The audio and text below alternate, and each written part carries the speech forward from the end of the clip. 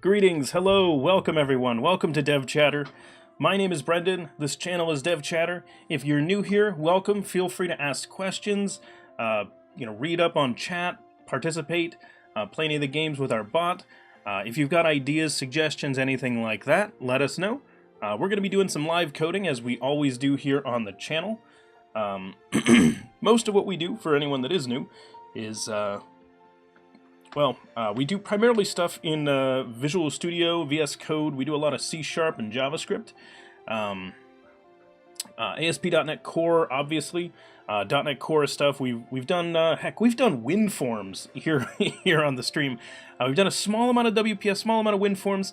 We sometimes do programming exercises and katas. If anyone follows me on Twitter and read the thread that I put out there of 10 tips for people who are interested in starting streaming.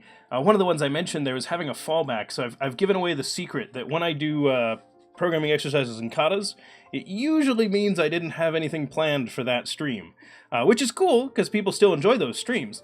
But the intention, obviously, is I want to make sure that I do a good stream, and I know if I don't have something planned, it's not going to be one of my best streams.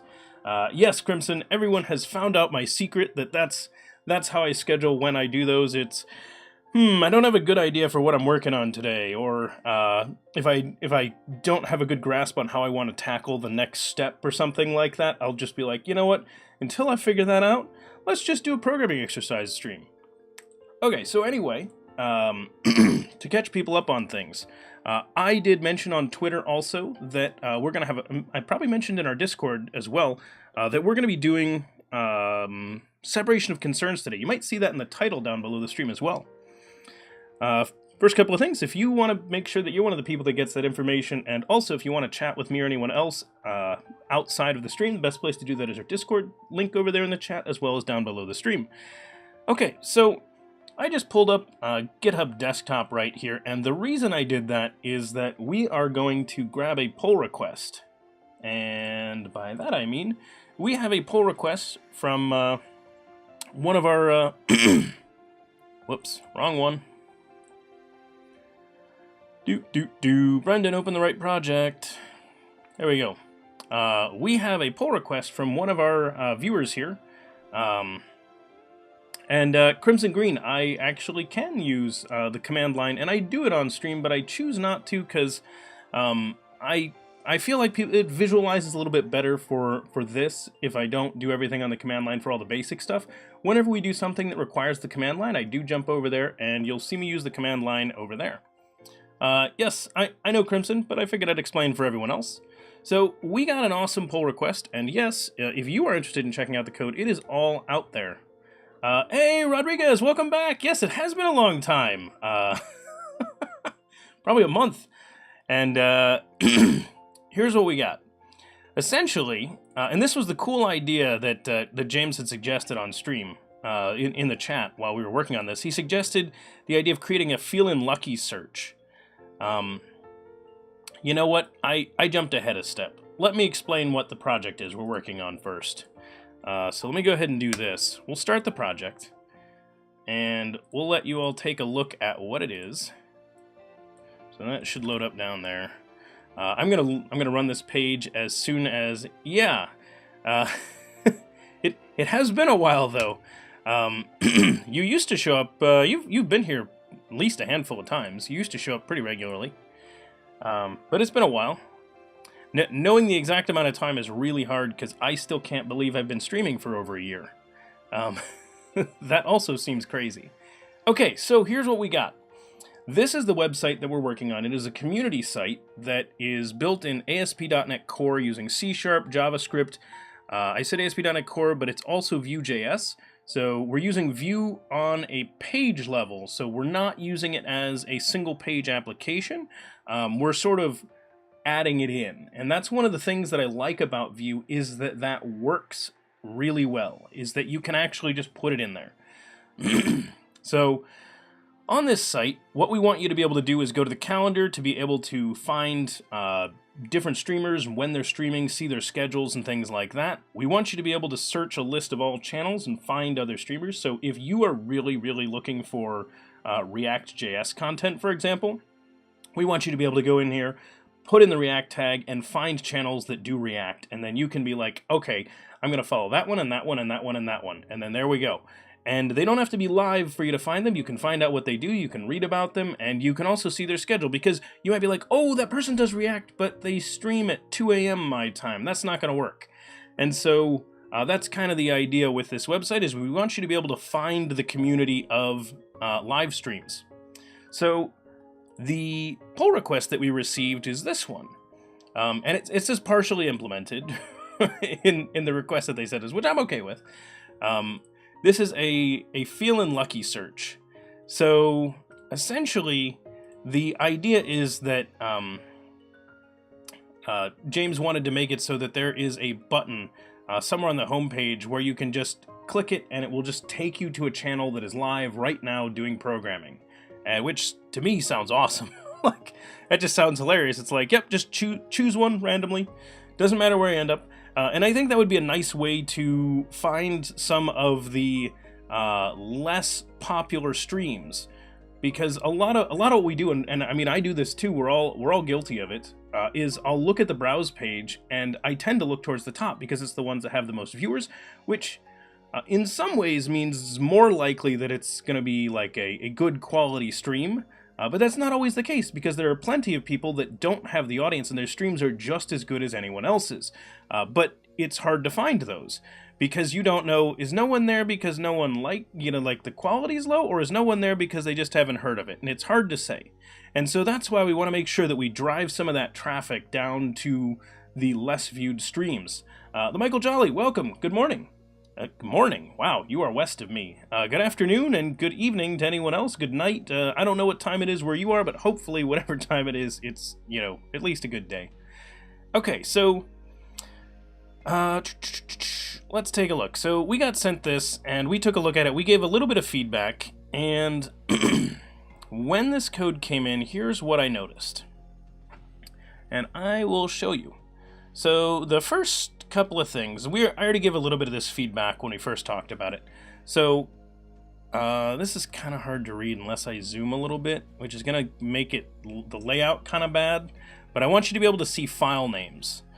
So right here, we have iTwitch service was one of the things created, and this is inside of our core project. So you can see core right there. So I first want to point out that because this site is about streaming, that means the core of the project knows about Twitch, and we want it to. We're not making this so it can be a site that can be swapped out to connect to either Twitch or YouTube, at which point I would say if it were only connecting to one and we were like doing a site that someone else could use, I would say don't allow Twitch to be known, because that's not part of the domain. In this case, it is, because we are going to have to know about those services. So, it's approaching noon where you are, so you must be Central Time in the US, or an equivalent somewhere north or south of there.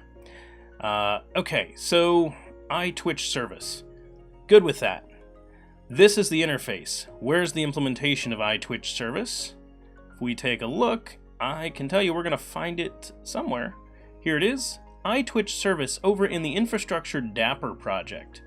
So what that means is in this file that knows about the connection to our database, which you can see because it's doing, whoops, not that, where is it? Actually, is it connecting to our database? No, it isn't at all anywhere. Cool. DB settings? Really? Oh, down there. Get channel names. Okay. So it grabs the channel names and wants to get that. Okay, that makes sense. All right, so we're going to take this code. So here's the challenge I have with this. This knows about connecting to the Twitch Helix API, and it also knows about connecting to the database, which I don't like because we've gotten our concerns mixed together here. We've gotten connections to the Twitch API and connections to the database kind of intermingled a little bit, which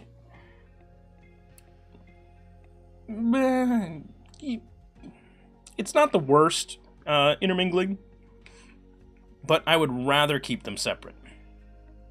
So here's what we're going to do. We're going to take this. we're going to send an update to that pull request, assuming that I am allowed to. I hope that James, when he sent in this pull request, left the box ticked that allows me to make changes directly to the pull request. Iliya, welcome, and greetings. I think you've been here before. IL4Y, and greetings to Germany from the United States. Let's see, who else? Oh, Prototype, welcome, greetings. And I know Zunjin showed up, S&B. I don't think I said hi to everybody. Hey, Crimson Green, Zunjin, S&B. Await Task, welcome. Prototype, yeah, you were here since the beginning. And yeah, welcome everyone. Glad you're all here. Let's go ahead and take a look. Here is one of the big reasons why I use GitHub Desktop. So this program, I use it here for the stream, and I'll show you why. I can click here. I can go over to pull requests. I can click on James's pull request. It automatically sets up a remote connection, sets up a PR branch, and I can actually push directly to that branch using this. So it's awesome. KZ, welcome. I should say welcome back, because you've definitely been here before. What is the difference between .NET and .NET Core, and do I have experience with Azure and Azure Functions? Difference between .NET and .NET Core is a topic I've covered a bunch of times here on the stream. I am planning on making a YouTube video specifically about that topic.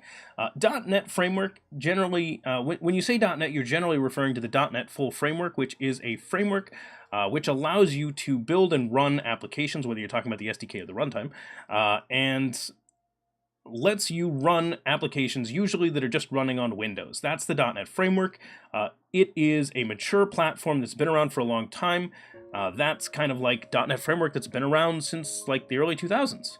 That we're all used to, we've all been building on. .NET Core is the new version. It is a rebuilt from the ground up equivalent of the .NET Framework, we'll say, that is cross-platform, runs on Windows, Linux, Mac.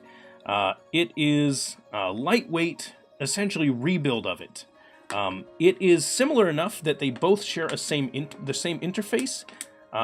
Mostly, they have a common interface. We call that the .NET Standard. .NET Core is just the lightweight, quick version. We like it a lot. It's really good. We use .NET Core for pretty much everything we do here on the stream, mainly because I recommend that to everyone. If you can use .NET Core, use .NET Core. Period.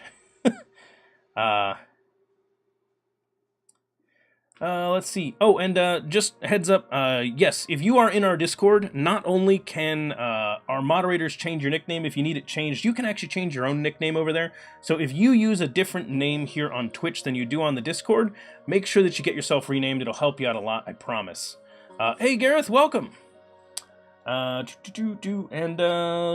see, did anybody else say anything in here? KZ, the other part of your question, which I do love your question, by the way, it's a very good one. Is do I have any experience with Azure and Azure Functions? Short answer, yes.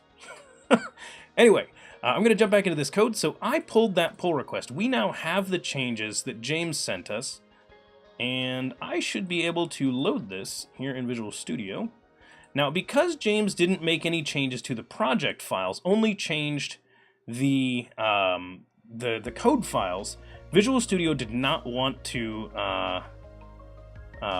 rebuild this, is the nice thing here. So I'm going to go ahead and stop the application so it's not running. First off, let's go ahead and build this. Yes I have. I do have a little bit of experience, so I've got experience with Azure. I've been using, so let's put it this way. I have been using Azure since it was called Red Dog, and I ran it locally on my computer, I should say on my laptop, when I was in Redmond trying it out. So literally when Azure was just a command line application that you ran on your computer, that's when I started using Azure. So I've been using it for quite a while. Am I an expert on Azure? No. I've been using it for a long time, but man, expert on Azure, there's so much to know. I know a lot, but calling yourself an expert on something is a real challenge, if you ask me. On almost any topic, really. Draco, you want to start contributing an open source project? How do I get started? Draco, I'm going to give you the advice that I give to pretty much everybody. Find a streamer. Doesn't have to be me. Could be, can be me if you want, but could be Fritz, could be anyone else. Find a streamer.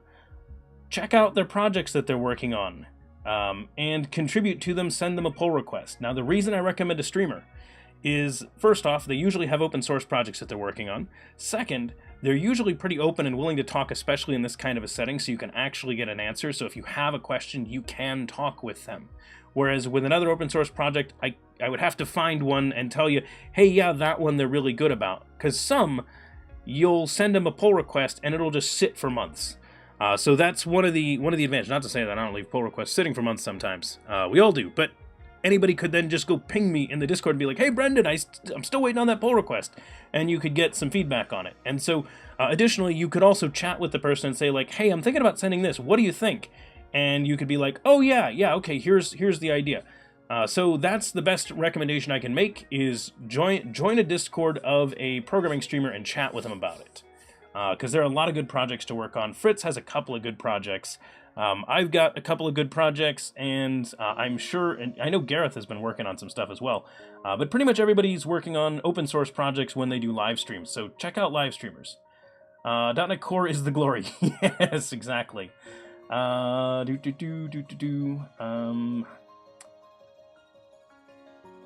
there, I'm new here. Welcome, Performer KC. Or John, whichever you'd rather go by. I remember it being called Windows Azure, but not before that. Yeah, Gareth. Yeah, it was codenamed Red Dog back in the day. Just curious as getting an opportunity to use Azure admin VMs as well, so this stuff. Oh yeah, Azure's a lot of fun. It's very good, KZ. I do recommend you check it out. Someone else has had problems with resolving conflicts in CS project tools that you'd recommend. Rodriguez. One of my biggest recommendations if you're using CS project files, especially if you're in .NET Framework and not .NET Core, is be sure that you check in early and try to check in file level changes early and get them merged. So if you can, get the file, so if you're running into those kinds of problems, try to get the file created without everything done and get that merged in for everyone else. That is often a big help. There's something up with my lighting today. It keeps blinking. Let's see. Hey, you're going to add a parent table with a bunch of children you have. Plain reality. Not a great question for debugging. Not a great place for debugging questions. That's the words I was going for. If you do want to ask that question, you're welcome to ask it over in our Discord, which I have a link over there. If someone can help, maybe they will.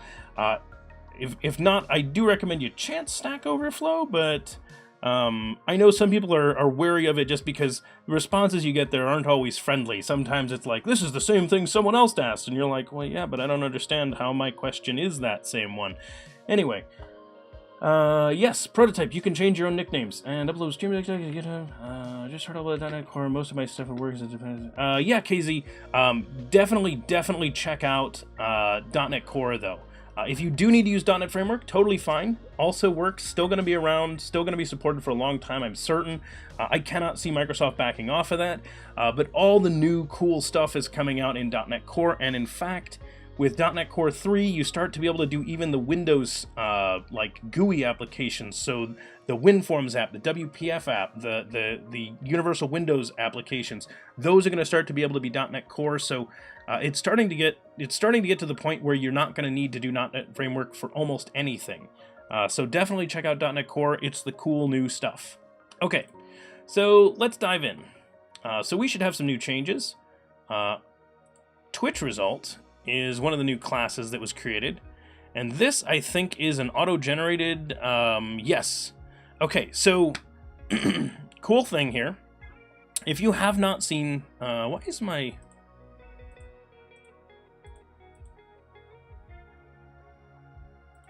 styling changed? Did I pull in a change from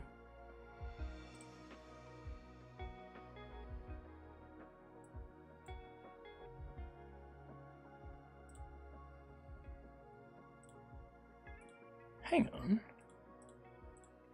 No.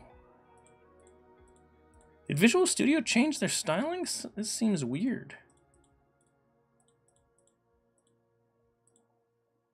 Huh. But it says I have an update. Maybe it was an extension? I am so confused by that. I know. I don't know what the deal is. Yeah, well, I'm not going to worry about it just yet. Anyway, okay, so here's the deal. So these classes here, I can tell just by looking at them that these were not written by hand. So James did not write these. If you don't know about this, I'm going to show you one of the coolest things that you have ever seen in Visual Studio. If you go to the Edit menu and you go down to Paste Special, there's Paste JSON as classes and Paste XML as classes. If you haven't seen these, it is crazy. All you have to do is literally have JSON data on your clipboard, and you click that button, and it creates all the classes for the structure that you just had, including the class names, all the properties. Now, it's going to overuse the string type because it doesn't, because in the JSON it's a string, but you can tell it what type it is, and it'll be able to do the basic conversions. Like, if it was an int, it will make it an int. If it was a bool, it'll make it a bool. It is a really, really, really awesome thing. It is in Visual Studio full, and should be in here too. I don't remember how to do it in VS Code. Maybe it's with an extension. I don't remember. But Visual Studio can do it, so that gets most of us, and heck, I use both anyway, so I could always just do it here.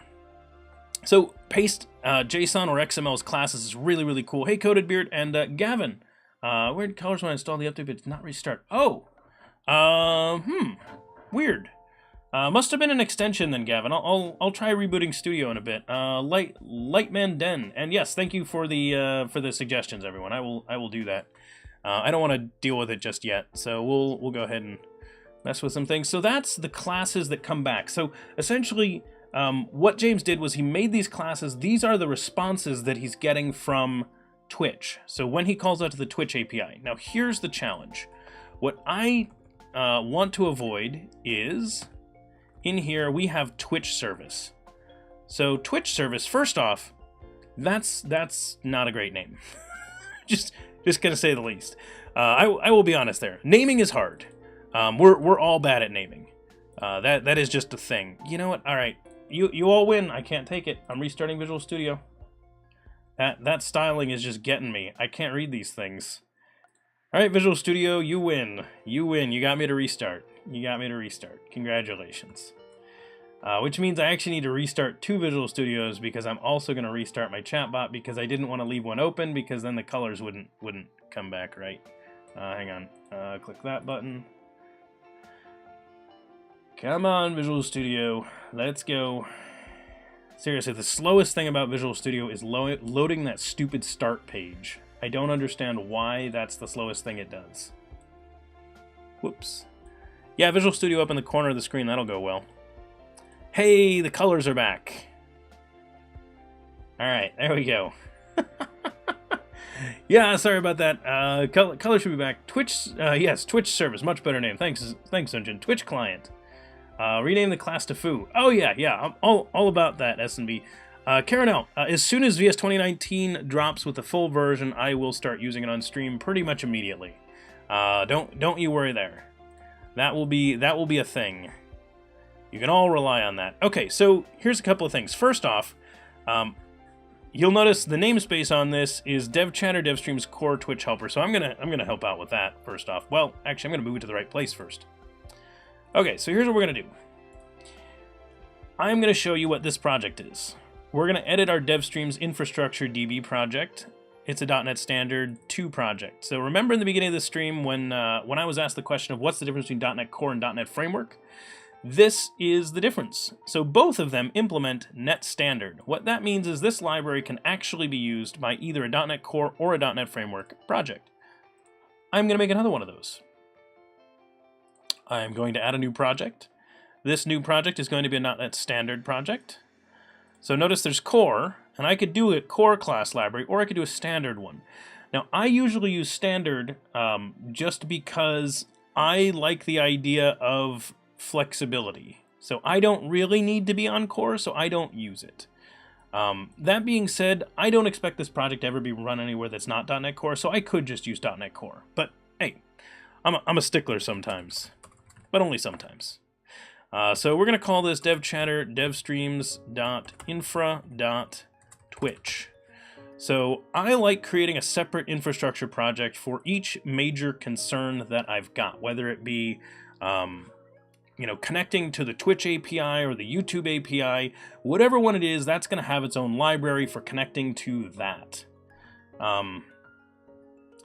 Let's see. VS 2017 does not take more than 3 seconds to load up for me. Yeah, I don't know why mine takes a while. VS, my VS 2017 might be slow because I do have some projects that it's reading 8 hard drives for. So it's running on an SSD, but it is reading through hard drives to find additional projects. So, and yes, I run a lot of plugins too, so it slows it down on startup, but it does reasonably well, and my computer is fast enough to handle it, so. Alright, let's go ahead and get rid of that, and jump over to, not the DB project, the Dapper project. We're going to go ahead and cut this, paste it over here, move it into its new place. I do not want to be accessing SQL client system.data. We're not going to access Dapper. We will access that. I'm okay with that connection as well.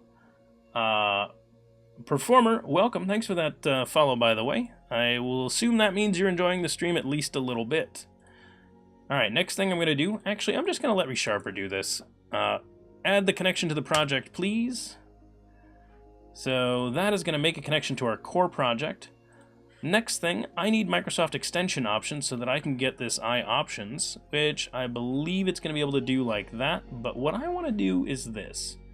Let's open up this Dapper project. Now here's one of the big reasons why you want to use .NET Core. If you've ever opened a CS proj file in .NET Full Framework, you have seen those hundreds of lines of code that are basically nothing. Codeinator. I've actually got a few people that are lined up that want to pair with me in March, but I wasn't able to get them scheduled until I scheduled another thing, which I now have scheduled, and now I can schedule them. Speaking of which, I'm going to cancel a stream because I have some stuff that I have to meet with a client. Don't kill me about that, everyone. Alright, so here's the deal. These project files are great, they're easy to read. I'm going to go ahead and open up this one and watch what I do. I'm just going to say, hey, you know what? Let's do that. Whoops, I didn't mean to do that one. I meant to do this. Doop, doop, doop. There we go. Alright, so we now have Microsoft Extension Options included. Same one that we were using there. And that allows me to reference Microsoft Extensions Options. Okay, that should get me everything except for get channel names, which we're going to do this. Goodbye, get channel names. So that was grabbing channel names so that we could look just for our set of channels on Twitch, which is a reasonable way to do things. We're going to fix our namespace. We're going to fix those namespaces as well. And looks like right here we say get channel IDs. Okay, so this is get channel IDs from Twitch. So all we have to do is tell this. So here's the deal. If you've heard of dependency injection, what I'm sure you've been taught in the past, and this isn't wrong necessarily, is, because I teach this as well. You teach people that you inject dependencies through the constructor in 90% of all the cases. Now, the reason why we use constructor injection is that it essentially establishes that this class, if it really has one single responsibility, then the constructor is the best place of telling everyone, here are the things that I require in order to function. So you pass them in the constructor, and that is the ideal place to do it. So this class obviously used to be connecting to the database, and when it did that, it needed to have the database settings. So it accepted them in the constructor, and then you didn't have to have those available when you called the methods, because it already had that. Well, as it turns out, we no longer need to connect that way. So here's what we're going to do. Actually, we don't want database settings, we want Twitch settings. we want Twitch settings, and instead of being called database settings, this is going to be called Twitch settings. And Twitch settings dot value, and that's going to be underscore Twitch settings. Actually, you know what? Yeah, I guess, yeah, create the field. There we go. Private, and this is actually read-only Twitch settings. So notice Twitch settings doesn't exist. I know it's not all that surprising. So settings, we're gonna go in here. We're gonna create a class. We're gonna call it Twitch settings. Now you might be asking, Brendan, why are you creating that file? Well, I noticed these right here. So these two things are gonna go over inside of this project.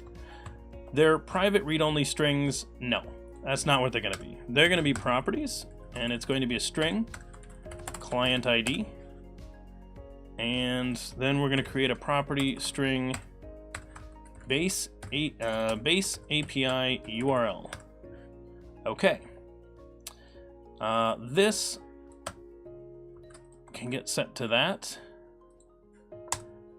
and client ID we'll put register your application. Yeah, sure. We'll save that as well. Okay. So now, those two values that were used in here are hidden away inside of that. So, I can then say base API URL, that dot base API URL, done. Down here we can say this dot base API URL, and we're good there as well. On this one, we need them both to accept channel names, so we're going to need to adjust the little summary XML text that they've got there. So let's do this. I'm going to cut that, and I'm just going to re-add this because it will add it for me. See? So it put in the parameter, so that was a shortcut for that. Channel IDs, that's not enough. Wait. Channel IDs. Yeah, it does need that as a parameter. Int, and this is channel IDs.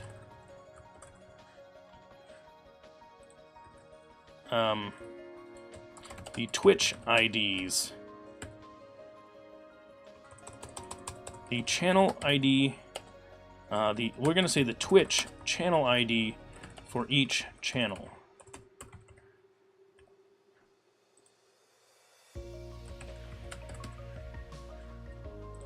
There we go. So this is a very clear here. I know a little bit about the Twitch API already, thankfully. That's why I'm sort of helping out with this one, is Twitch happens to use the word channel ID and user ID interchangeably.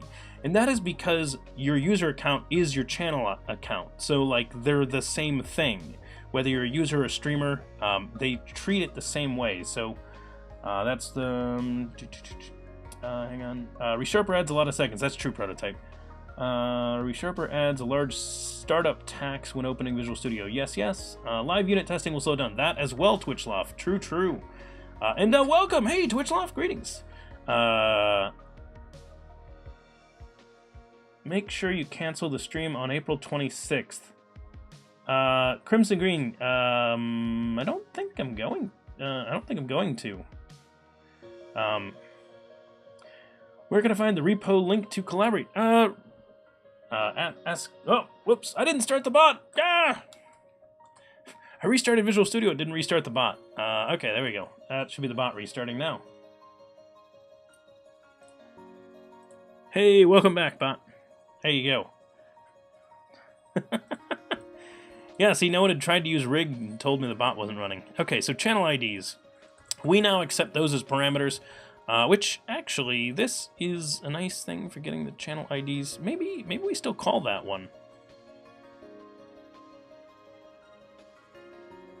Maybe we do still call that.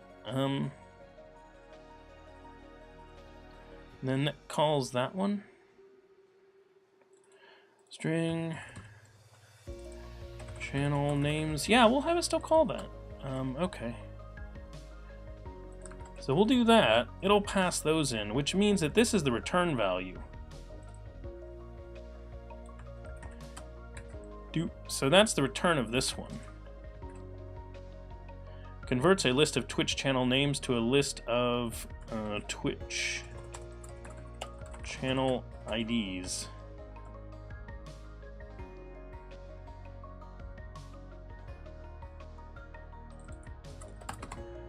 Twitch. Proper name. We're gonna cap that. So this does not take channel name. It takes channel names. Primary name equals that, and this is names of the channels to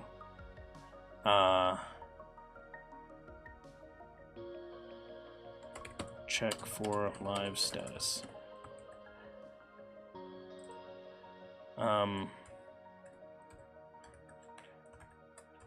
Retrieves turns a list of channel names of currently live channel returns the subset of the channels which are currently live on Twitch. There we go. Returns the subset of the channels. Names of the subset of channels that are currently live. And I keep saying Twitch, which is not technically correct. Okay, so this needed client ID. So this is settings.client ID. There we go. All right. So this clearly is wrong right now because I changed how this works. This takes a list of string called channel names. And I'm going to put that there as well, which actually that's never used publicly, so we're going to hide that away.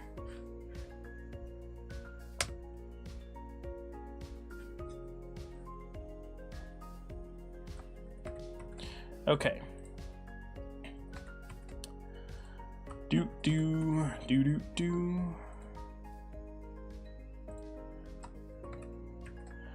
just going to fix those. All right. So that is better. Now let's go to where these are called. Get live channels is supposed to take in the full set of channel names. Well, in order to do that, we need those channel names, and I know how to get them. This uses the channel aggregate service. For what? It doesn't use it yet. Okay, so we're not going to use that. We're going to use the iCrud repository, which we're going to call the repo.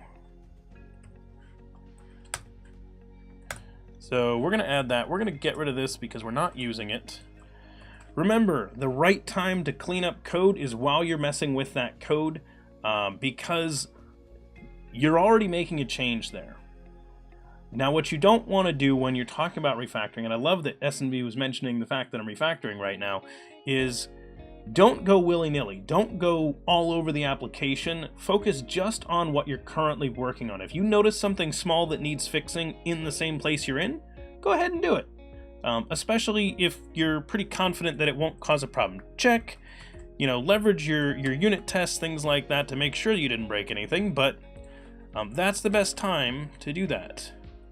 Let's do a get all channels, channel.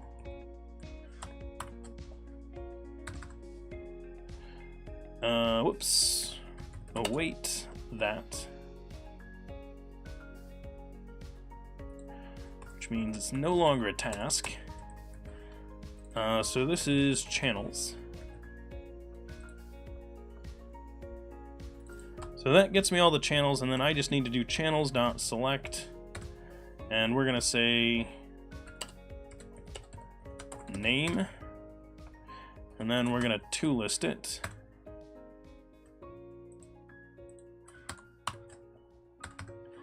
So there's our channel names, which will pass into live channels. We'll pass into the get live channels method.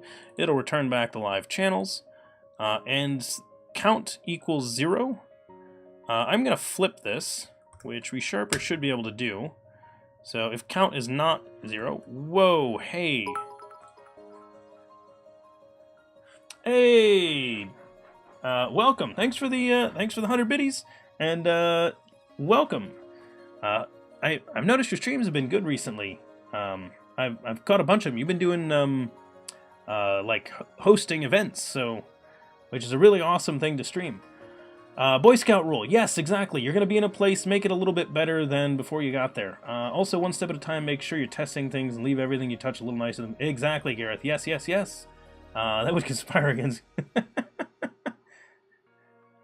Hype, hype. Oh, yes, and beginning of the month, Adrian takes the gold. Look at that. And, hey, the Michael Jolly, welcome. Yeah,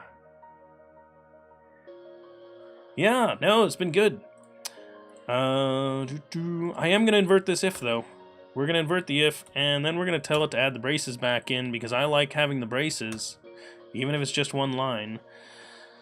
But I'm weird like that. So, not 0, we're going to say any. So, there we go. Because we like link. Whoops, not count.any, just .any. So, if there are any channels, go ahead and pick one random element. Live channels, pick one random element.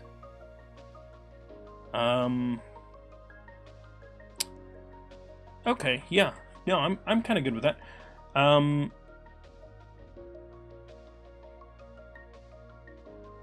The count equals 0. Yeah, you can say that it's better, I guess. Better performance to do the count equals 0, because the extra cost has got to be minimal, because I mean, I happen to know if that's actually a list, the .any really is just going to check the count value, so it's like one extra method call. So very, very minimal. Yeah, exactly, Fuel Snable. I'm pretty sure that because it is because of the way that those link methods are implemented, I'm not 100%. I'm not 100% on that, Fuel Snable. So anyway, whoops. Okay, there we go. It is completing. All right, so I'm going to do that. So if there are any, then do that. Otherwise, do that. On get lucky async. I don't know where that's getting called. Huh.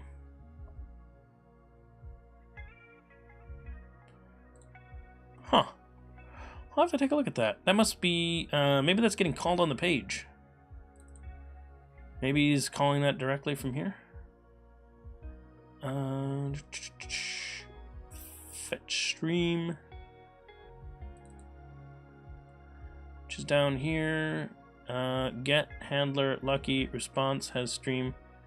Okay, so this goes ahead and just embeds it right into the page that you're on based on what you did. Okay, so that we want to get extracted somewhere else, which we can suggest that to James. I just wanted to do this one on stream because I kind of wanted to show what we were doing here. All right, so what did we do? We added the new project, we created that. Neat. Let's see how well it works. And Twitchlove coming in with the premature optimization comment. Should the infrastructure DB and the infrastructure Twitch be project, or all just one infrastructure project? Ace Flames here. I am specifically separating them out because I like having them separate. Because what I don't want to end up with is Twitch, YouTube, Mixer, database, on all kinds of other projects, all in the same infrastructure project, because that doesn't keep concerns separated. That being said, there are circumstances where you will need a generic infrastructure library because there's no way to do things other than allowing some infrastructure concerns to mix. When you do that, go for it. Obviously, if you're in a very large project, there are a couple that might merge together. For example, in our case, I have both a Dapper project and a database project. The database project is just the migrations, so that is really just stuff about the database. So if I have something that needs to know about the database, but is not Dapper specific, it's going there. This is specifically Dapper database access. I don't want these intermingling because I can, at any point, just replace migrations with something else that's equivalent and not have a problem, and Dapper, again, the same thing. I'm not likely to do that. But I don't like them intermingling. There are some circumstances where you might do that, though. But you should do that intentionally, if you are. Otherwise, keep the concerns separate. Okay, so this knows about connecting to the Twitch API. Let's try the site. It built, right? I built it. I think I built it. Welcome, Ninja Ola. Greetings. Thanks for that follow. Much appreciated. Twitch service is not being referenced, so I need to add a reference to that project, which this will do for me automatically. Thank you, ReSharper, for just doing that. Let's go ahead and build the project again. Auto magic. Hype, hype! I hate them, but I also love them. That's my repo. Interfaces to core library will help there. Mono repos. Wait, hang on. Whoa, whoa, whoa. You have to reference core in a lot more projects. I'm confused. Yeah, so Ace Flames here, I'm not worried about... if every project references core, I'm not worried about it. That's not a big deal. Core is supposed to just have general domain concerns about the project. So it's you know, essentially anything that does this project, that's the core of it. You're using this project, you need that. Interfaces and core library will help there. Yes, yes. So how do you feel about mono repos? That's very... let's see. Twitch Love, you're at home. Oh, well, hope you feel better. Take care of yourself. Get a lot of fluids and everything. Gavin, welcome. Thanks for that follow. Glad you've been enjoying the stream. I assume you're enjoying the stream because you clicked the follow button after being here for a little while. Never gone down the mono repo route. What's good and bad about them compared to repo per project and a repo per application? Yeah, I'm not big on those either. I don't mind referencing core, but core must reference nothing. Yeah, except for like framework things. So core can reference framework. Servers continue to each other like crazy after a while, also just super unwieldy when they get big. Yeah, so one of the reasons why I put these project boundaries in place is by putting them in there, it makes you have to intentionally add an additional dependency if you want to. So it forces developers to think. So it helps us avoid some of those problems we'd otherwise create.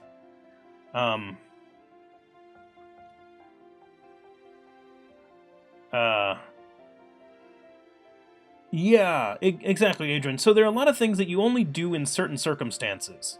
Would you declare the interfaces in the core project and then implementation in another project? Facu Rodriguez, yes, in most cases, the implementation will be somewhere else. Now, if the implementation itself does not have dependencies on any infrastructure concerns, then the implementation might still live inside the core project. So just to be clear on that one. Have a good one, Adrian. Hope your meeting goes well. I wasn't counting framework there, language extensions. yeah, exactly, Gareth.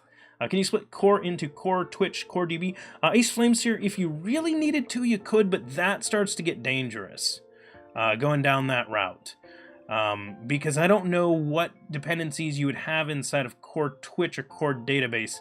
Though those kinds of things might come out if your project were one where you were going to be able to replace the domain. So if you had like core Twitch and core YouTube, because of the fact that your application could be used to connect to Twitch or YouTube, but not both, that might be a case where you did that. But that'd be a weird one. Yes, Crimson Green, it's not rigged. It's not rigged. It will almost always go to DevChatter if it's live. That's a good point. Hang on, let me just go rig that in there right now. Okay, so, let's see, where name is, just kidding. I'm not gonna rig the thing to go to people think that my my rock paper scissors game is rigged because I won like 3 times in a row. It's like no, it's you guys were here when I wrote this game. You know it's not rigged. All right. Okay, so let's run the project. I'm gonna run it in VS Code because I like doing that because I'm weird and I'm a big fan of the fact that .NET Core does just run as a console application, even when it's a web project. Well, This use web page channel names. Where is this? Channels controller. Whoops. Whoops. I can't type. Where was the channels controllers? Get live channels. Oh. Really? I'm confused.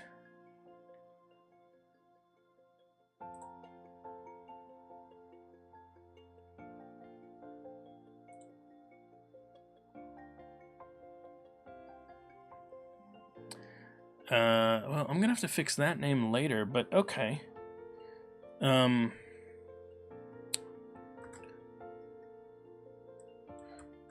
Well, that I don't like, because this is happening in 2 places now.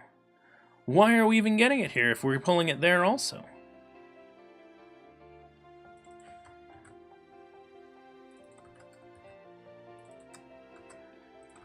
I should say, why are we pulling it there if we're getting it here also? Flip that. I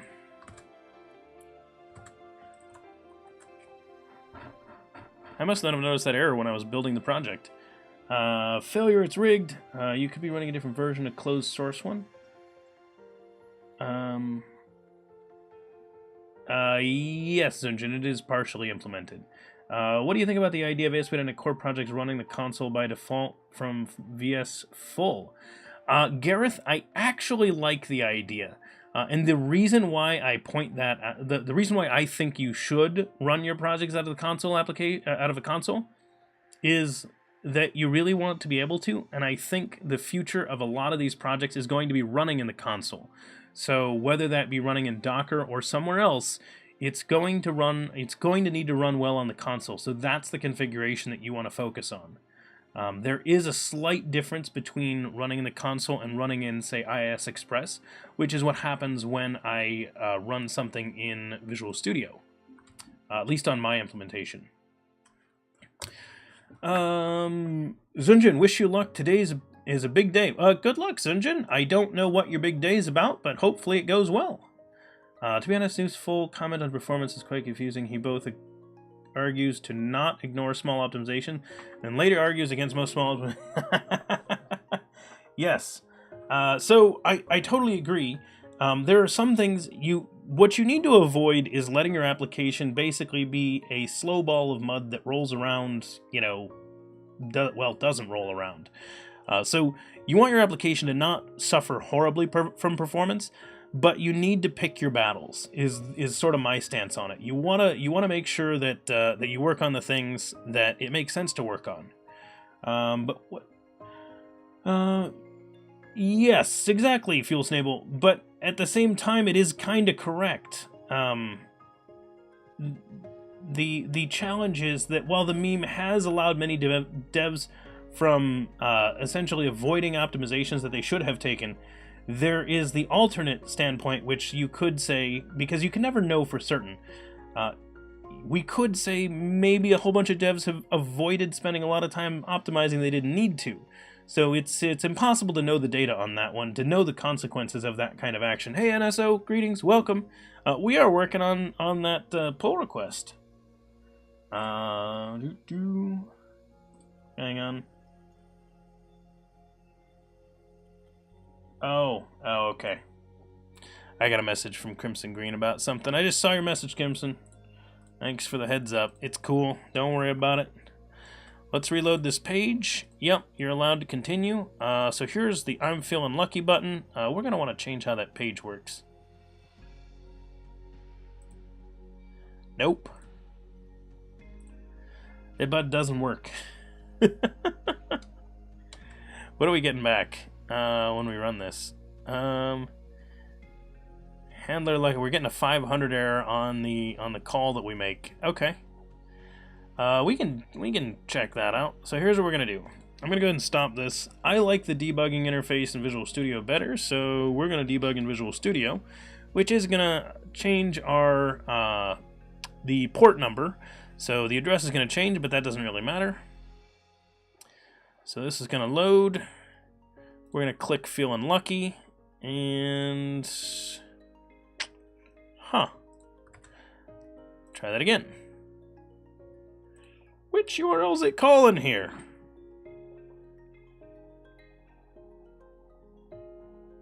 I just heard stuff fall. I thought a cat was in here with me. And handler equals lucky. Okay. Must be this. Checking to see if... what's it trying to call? Okay.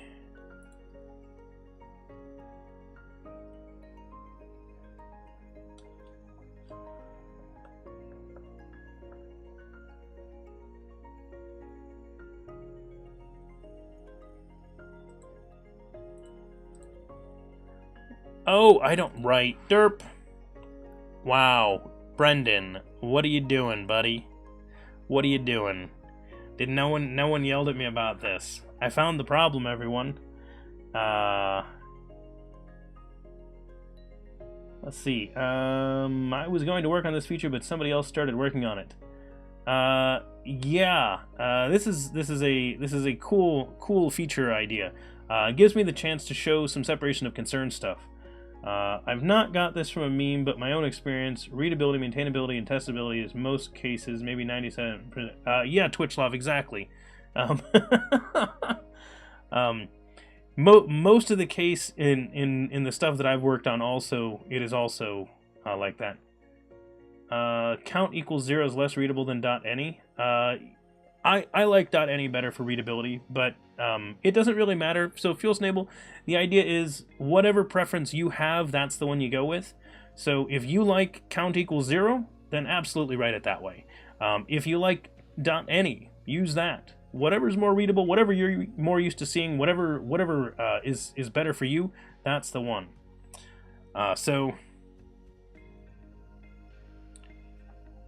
Yeah, so I'm a big fan of fluent assertions as well, because I really like the style of it. But again, that just comes down to preference. Okay, so I created this Twitch settings thing. We're not using it yet. We will. Basically, I wanted to get their Twitch connection in place. That's what we're trying to help out with this. And then once that's in there, I'm just gonna leave it the way that he had it. I don't want to mess with it too much. I want this to be James's code, not ours. I just want to yank his stuff and put it where we want it to go. So here's Twitch settings.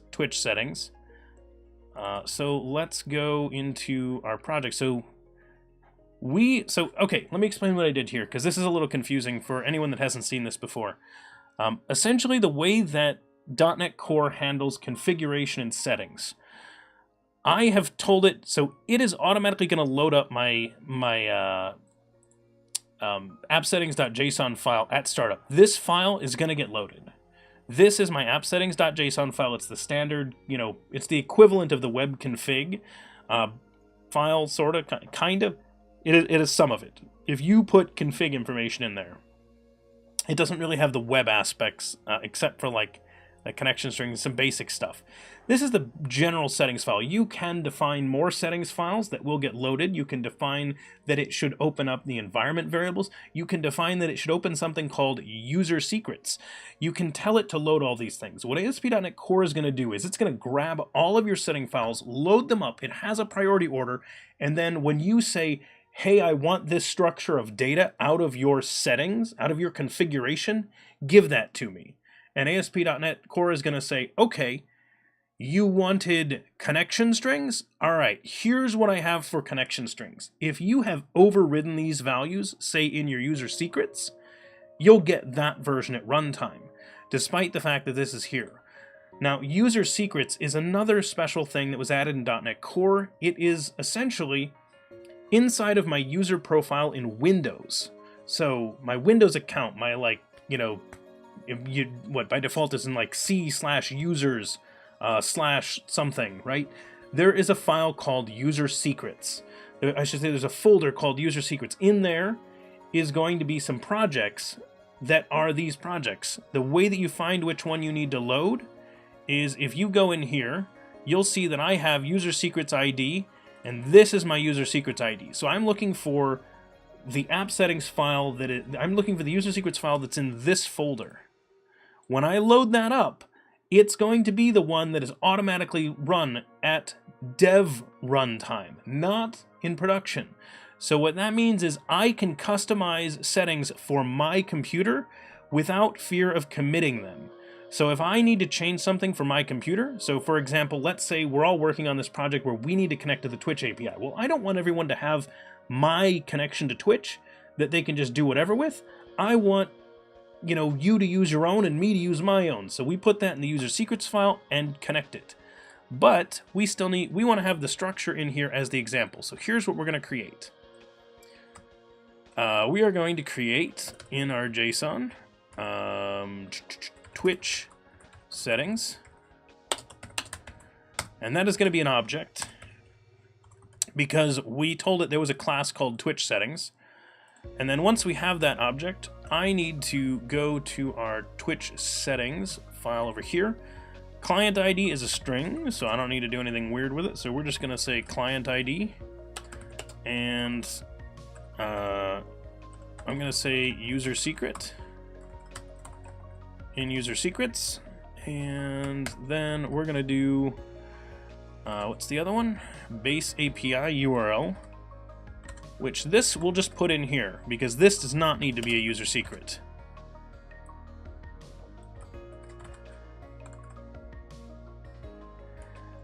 All right, there we go. So now these get loaded up from settings. I don't need that value anymore there, though it's not necessarily a problem.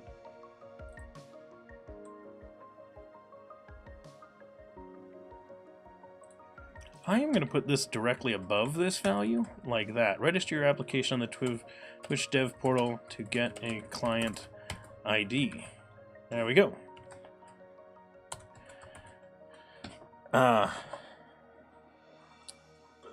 Let's see what's going on. Gavin, oh yes, I also love Fluent Assertions. It's quite good. Is there a .environment file in ASP.NET? So there are various, so you can set settings files based on your environment. We actually do have one here. So there's an app settings.development.json right there, which let you vary based on that. So in this case, if you have, say, development environment as well as like a test integration environment or something along those lines, and that's how your team works, then yes, you can absolutely set one of those up and use it that way. And that is totally fine.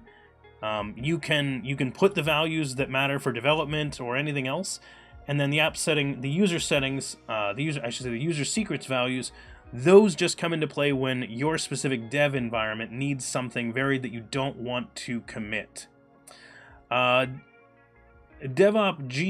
or DevOpG, DevOpG, one of those. Welcome, first off.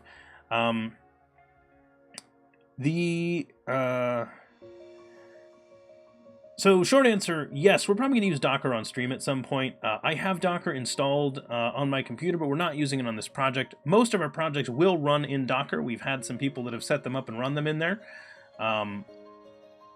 This project might run in Docker. I don't know. I haven't decided yet where we're putting it.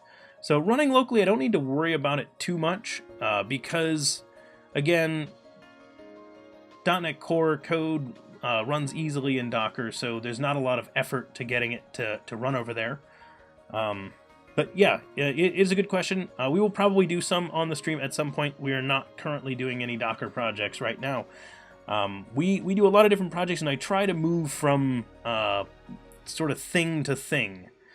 NSO, do I work as a dev professionally? Yes, I have worked as a dev professionally for quite a while now. I am an independent consultant, so I do a lot of mentoring and training.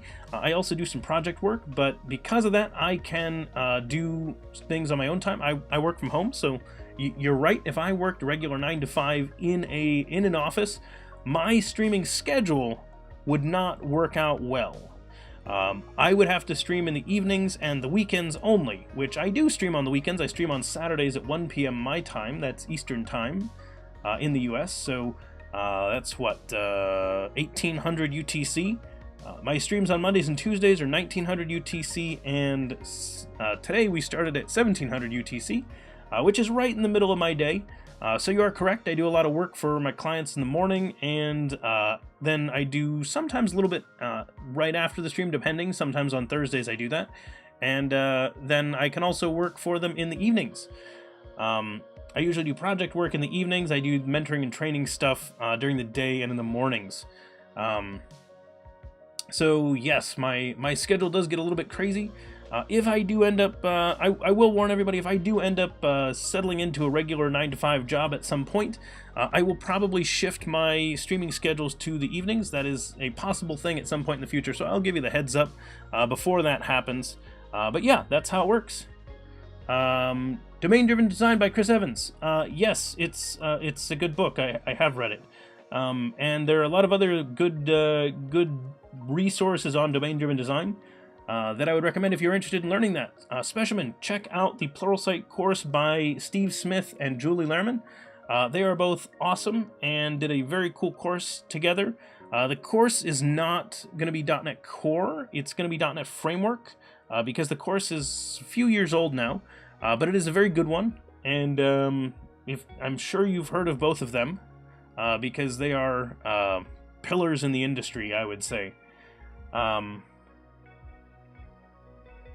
I want that Pat Sajak job 4 days a month from noon to 6 p.m. Yeah, that's nice. Yes, NSO, that is one of the big challenges on Pluralsight. A lot of good courses are pretty old, including some of mine. I wanted to... So I contacted Pluralsight to try and get them to let me update mine. And then, hilariously, they put out one that was very similar to mine by a different author. I'm like, why didn't you guys come to me? I could have just updated my course. My course was very popular and well-liked. So, anyway. So we've got those settings. That should work. Let's go ahead and wire up these Twitch settings in my user secrets. You don't get to see my user secrets, though. Let me do this real fast. Where's that gonna load? Okay.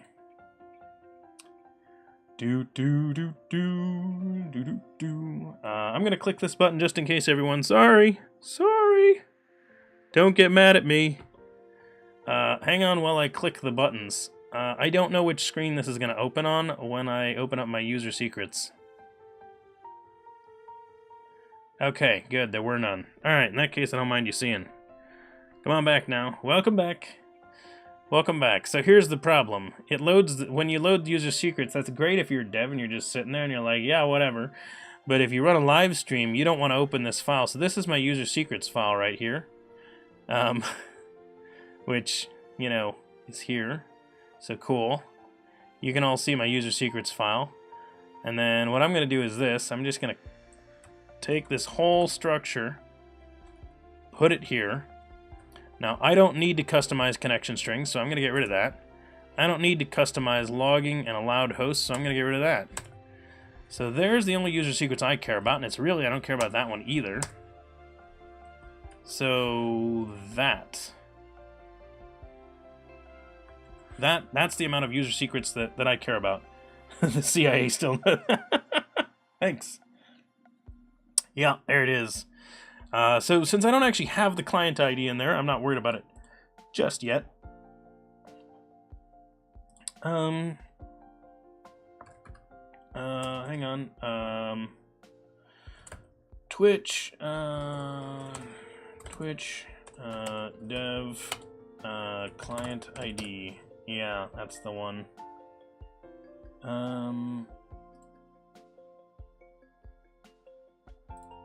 Let's see, developer console. Okay, can I show this to you? Yes, I can. Okay, cool. I can show this to you. I wanted to make sure before I put it on screen that there wasn't anything all that relevant here. Okay, so here's what we've got. In order to get a client ID, you need to register your application with Twitch. My application is over on Twitch. This is our chatbot, for example, as you know, obviously connects over to Twitch, so clearly that needs to be there. What I'm going to do is I'm going to click register your application. So I'm at dev.twitch.tv/console/apps. This is where you set up your applications. When you connect to the dev domain, you're going to need to re-log in and everything. It'll work fine. I don't want you guys to see when I actually create it because I know it's going to show the client ID immediately. So I'm going to click that button. And can I show this? Yes, I can show this. All right, so we're going to see this one as well. This is going to be called DevStreams.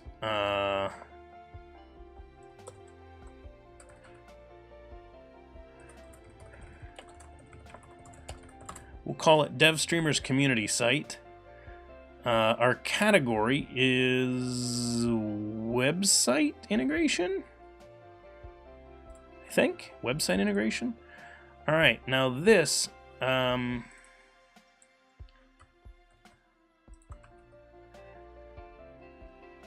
think I can get away with that. Let me confirm. Hang on, let me yank that off the screen again. Just localhost? Yeah, okay, just localhost. So we're going to create that as localhost, and then I'm going to click create. I don't want you to see me click create, so I'm going to again yank that off screen, and we're going to click that button, and it should have given me the client ID that I wanted. Hey, After Time, welcome, greetings. There is my client ID, fantastic. Okay, cool. Sorry everyone, let me click that button. I will bring you back in a moment. I'm going to put my client ID in here, and I don't want you all to see that, because I don't want to have to update it. So we're going to close out the secrets file, and bring you all back. Welcome back! Hey, greetings! Hopefully you didn't miss me too much there.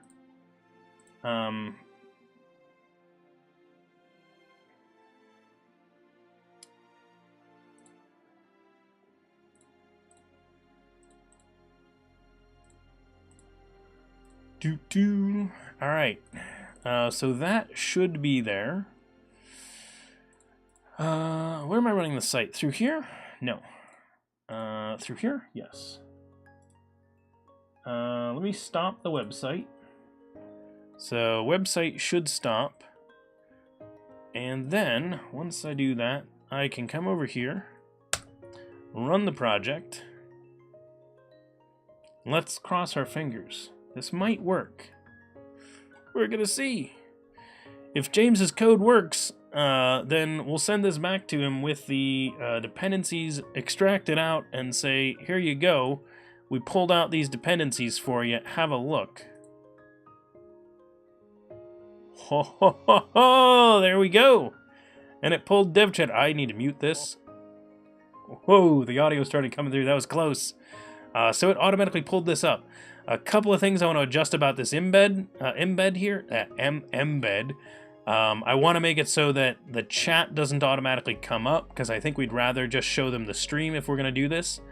And then the other question is, I'm feeling like you could take them straight to the page. But either way, that does work. So, very, very cool. Very cool. Thank you, James. Let's take a look at what changes we made before we send this back out there. We're going to review the code that we did, and then we'll do a review of the overall commit later. Okay, so settings. That's a great way to add in settings. If you are going to make a connection, add in settings, create a class. So you all saw the steps I did. It's pretty easy. All you have to do is just make a Twitch settings class for this. So whatever kind of settings you've got, just make this. Put it in here in your app settings. Now the cool thing is, remember, it pulled my user secrets value to get this. Now by default, it's going to grab your user secrets. That's just going to be a configuration thing that just happens when you set up an ASP.NET Core website.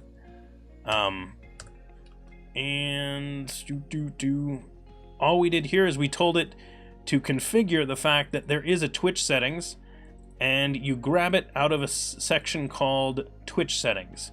So remember, we basically told it, hey, this Twitch settings section, that is our Twitch settings object, and it will map that onto the object then. Then in the classes that need it, like the Twitch service, they accept an iOptions of the type that you had. So whatever that class is that you defined that had all your properties, you just tell it, I have an iOptions of this, and the IOC container will automatically put that value in there, having grabbed the correct one. So it grabbed the base API URL from my app settings file, and then it overrode the client ID from my user secrets file. We then take those, tell it to take the value off of this options, and that actually gets us a class that has those properties. So there's our dependency injection into this file, which then lets us just use it right down here. So awesome. Really, really good stuff. I love the way that works. Fantastic job from Microsoft setting that together. Really makes that easy. The other thing that we did here, we took the Twitch service, we pulled out the Twitch, we pulled out the Twitch service that had been inside of our Dapper project. We separated it out so it's now inside of a Twitch project, and you just tell it which channels you want to check for. So you just want to check, you know, which channels are live from this set. It will go and grab them, which actually, now that I think about it, that, well, that can be public. You know what? That's a useful thing, getting channel IDs in case you want to look them up for other reasons. So let's bring those back.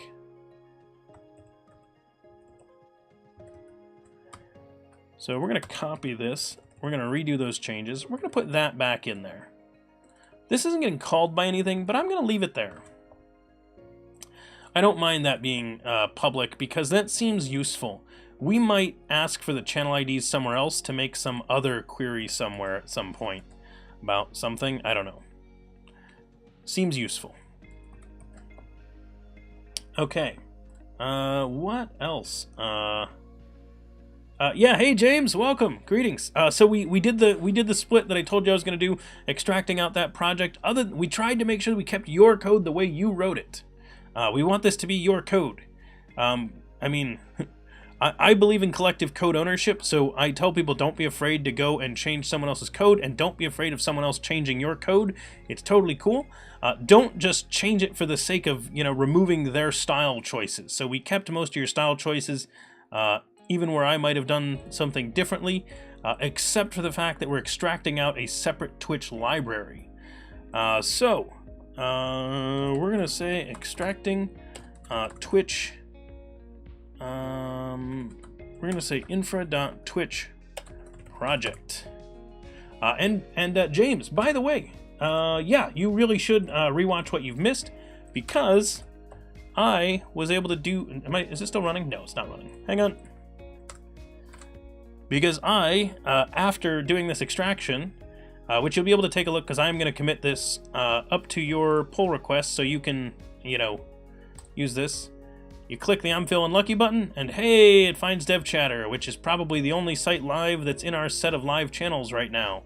I should look at who else is live and see if I can pull another one, but but I didn't look. But anyway, the fact is it does work, so that's really cool. So we saw it work. There's a couple of other bits of cleanup. I'll give you the feedback actually on your pull request. I'm going to give you some comments on there. I love what you've got here. The only things that I'm really suggesting on it was essentially the wow, Ace Flames here. Thanks.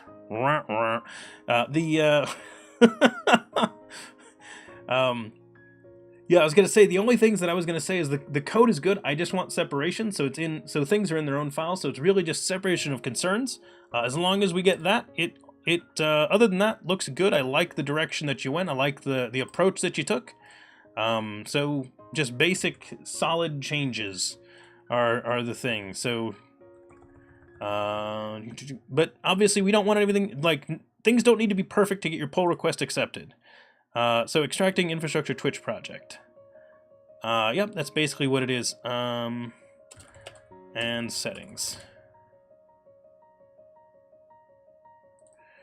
Let's say extracting Twitch concerns.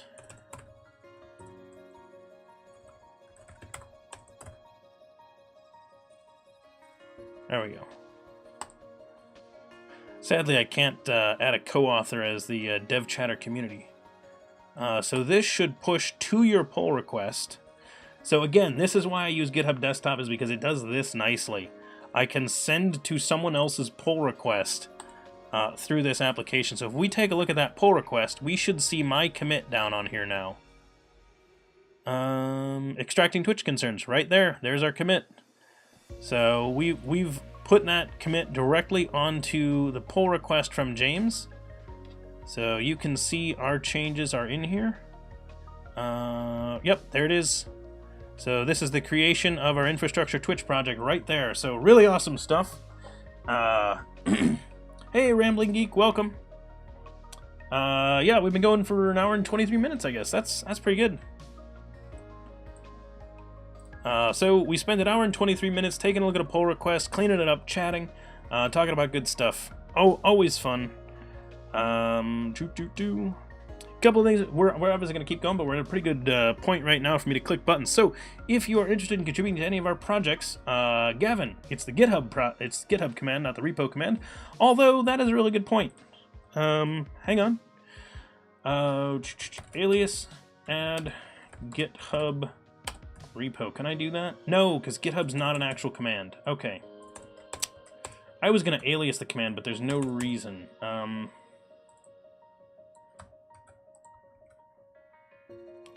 So command add repo that everyone. Yeah, I was going to, there we go.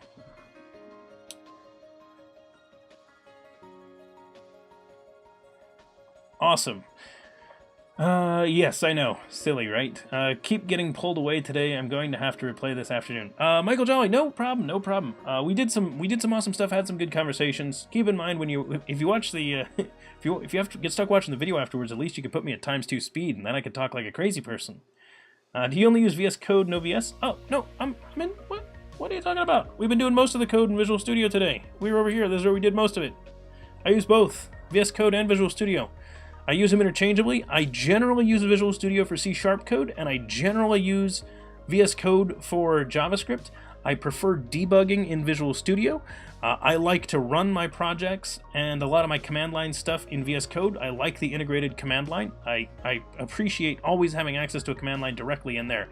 Yeah, no problem. I just wanted to make that clear. I do both. They're great. But I don't get this. Oh, yeah. One of the toughest things about using VS Code and doing .NET stuff is having to make all the solution and project changes. It's a pain because you have to do it either from the command line tool, which is okay, or from the just going in and editing the like files directly, the XML files. Both work.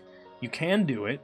But I prefer going in and just clicking the buttons in Visual Studio and saying, like, add reference to thing, with a couple of exceptions. For, if I need to go and just grab a dependency, like, hey, I need to, I need my options extension, I'll just go copy that line and paste it into another project, because the .NET Core CS proj files are so clean. Look at this! This is a project file! Do you remember what .NET Full Framework project files look like this? Because it used to have every file that was included in the project listed there. It was crazy. Oh, yeah, Facu Rodriguez. Yeah, if you want to connect in a mixer thing, that is totally something you could do. Yeah, I'm an equal opportunity IDer. Crimson, you do not prefer Vim. I don't believe that for a second. Get your Kappa comment out of here. And yes, the scaffolding in Visual Studio is also quite nice. Yeah. No, it is a fantastic question, though. I really do appreciate your asking about the VS Code thing. It is one of those points that I really try to drive home to people. There's no wrong answer. If you like one editor or another, just use it. That's cool. Pick the one you like. Use both. We are devs. You do love Vim. Okay, well that's fair. I used to use Vim. I've used Emacs, I've used Vim, I've used Nano. They're great editors. I don't usually use them for this kind of coding, but sure. If you want to, that's all you. Alright, so that's the change we made there. I'm going to wait until that is further along before we actually merge that in. So I'm going to jump over here. Our project is going to have to reload. Did I have that site running? No, I didn't. Good. That would have been messy. Did that get rid of my infrastructure project, or is it still here? Twitch is still there.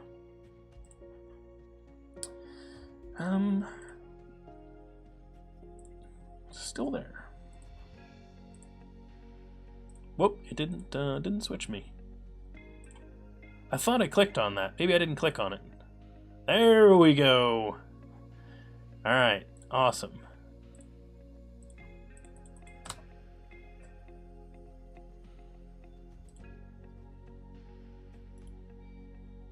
Whew! Solution got confused there. Hang on. Let's reload that.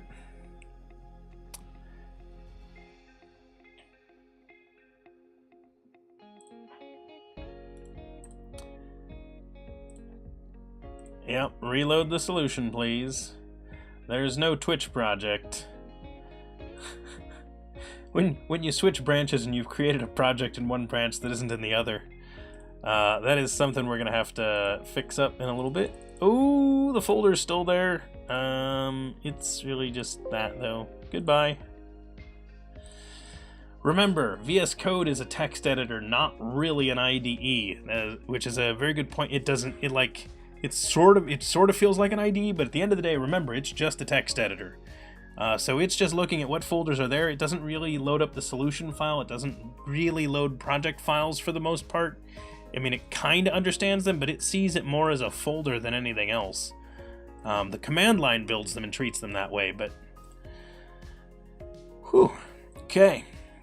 Well, let's run this version of the project, which does not have an I'm feeling lucky button yet. We'll get it once that one merges in. I don't want to merge it just yet. Localhost. There it is. Okay.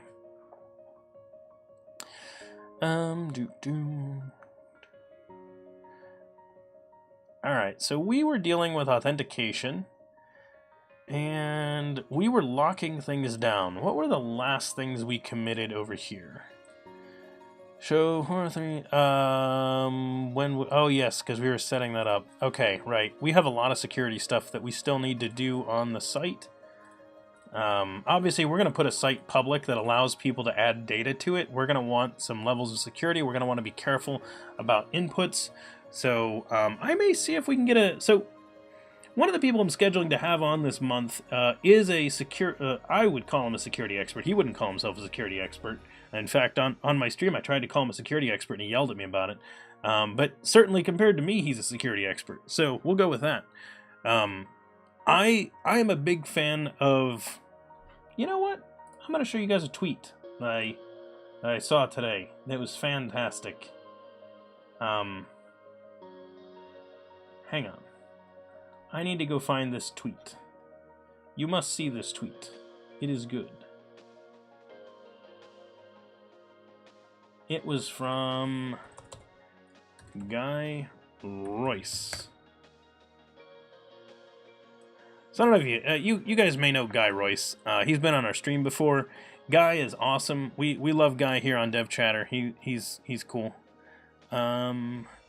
He replied to a person. There it is, right here. I absolutely love this. Jim Holmes tweeted this. So Jim is also an awesome developer, community leader. Let's see, highly experienced geek. Hey, I'm looking for work, decades of experience. Do you know X and Y? No, but decades of other things. I learned fast. Oh, sorry, good luck. So I'm sure we've all run across this. The recruiter, whatever, who has this idea that you hire someone based on what they know, not based on like major skill sets. So it'd be like, oh, you don't know how to use Docker? Okay, we're not going to hire you. Oh, you don't know how to use Angular? We're not going to hire you. You don't know how to use Vue? We're not going to hire you. Hey, if you already, if you know JavaScript, .NET Core, things like that, picking up the Docker, the Angular, the Vue, whatever framework you need to learn, picking up the framework, that's easy. And Guy had the best response to that, which is rent skill, hire talent. So you can always bring on like a contractor that knows the tech already, or whatever. Hire someone that can just do the job well. I would hire Guy to do pretty much any dev role. Whether he knows the tech or not, I am confident that he could figure it out. Yeah, sorry. Ace Flames here is correct there, Facu Rodriguez. We usually refer to Guy as Santa here on the channel, not Hagrid. Although Hagrid would be an apt description. He's not quite tall enough for that, but he's reasonably large. So I can get the reference there. But yeah, Guy is awesome. He's been on the stream a bunch. Love that concept. The higher talent, the rent skill higher talent. Yeah, that's what he said. I thought it was really good. Clever answer to that one. To rephrase Jim's comment is book good to great. Get the right people on the bus, then figure out the right seats for those people, then get pointed in the right direction. Yes, there you go, Crimson. That is a very good. That is a very good description. Judiscu wants us to do more separations of concerns. Well, we want to take a look at some authorization stuff. So we built channel authorize. I want to lock down our manage section. So we have manage and tags. I want to just lock down that whole folder. So in order to get access to it, you need to be an admin. So let's do that. So we have this inside of our services. We say add MVC, add Razor Pages options. So we're using Razor Pages. So we want to say by convention, I want you to authorize the manage folder.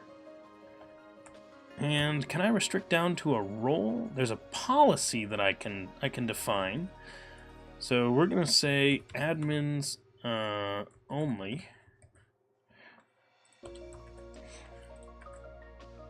And here's what we're going to do. ASP.NET Core authorization policy. So we're going to do that. Policy-based authorization in .NET Core, exactly. So we're going to add policy. Add authorization.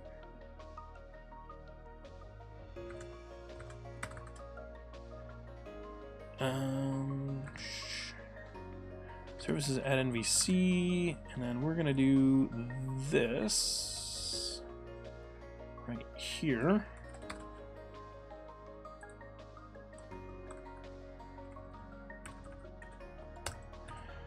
Options, add policy, admins only. Actually, can we restrict by role?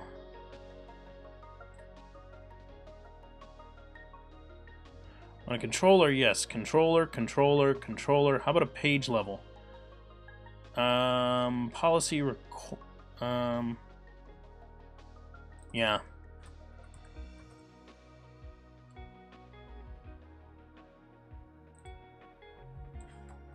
There's how you do it. Require administrator role.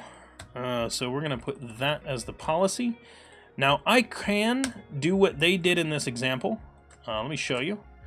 Where what they did was they put on the update page model, the policy is require administrator role, but I don't want to do that. I am just putting it on everything within that folder so it catches all the things, so I can't miss one. That is on a controller, which we could do as well.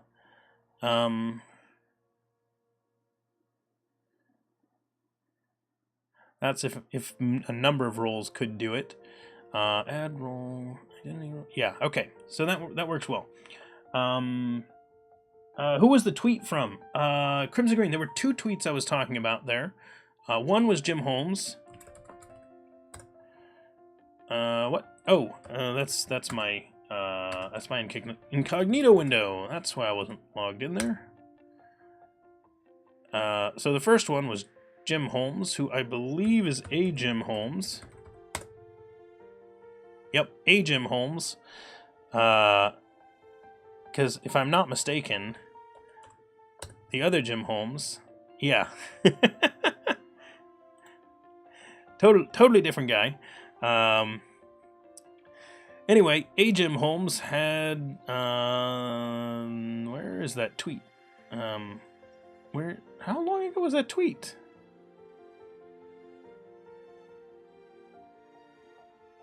Ah, here we go. March 6th. Yesterday. Oh, that's funny. So there's this tweet from Jim. Quite popular. Because, you know, it's Jim. Gavin, have a good one.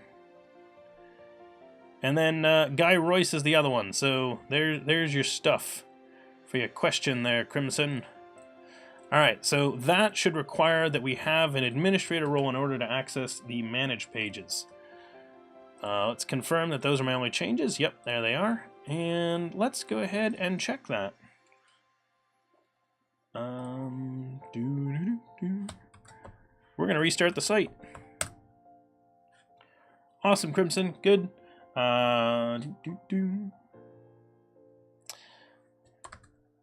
The site, she is a runnin'. So, load this page. I should be able to get to the managed site because I believe I'm an administrator. Ooh, no, I'm not logged in. Derp. Chatter 1 and PASSW0RD exclamation point. Oh no, you figured out the password. It's almost like I said it live on stream. It's so secure. Go to manage site. Ooh, access denied. I must not be an admin. That or the administrator role is not named administrator. We'll find out which. So I either didn't give that account admin privileges or I borked the permissions somehow. We'll find out in a second. DevStreams DB tables. I'm sure we created an administrator role. Oh, plural. I bet it's pluralization. I bet it's pluralization. How much you want to bet it's pluralization?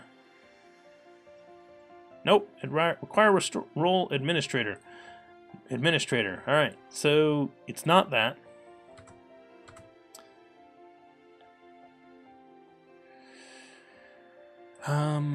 Let's take a look. User roles. Role ID. User ID. Well, it sure does appear that that user is in that role, doesn't it? ASP.NET users. 0F. 0F. Yep. That's that user in that role. Well, that's a good question. I wonder if it's my custom authorization that's getting us. It shouldn't be, because we're not using it there.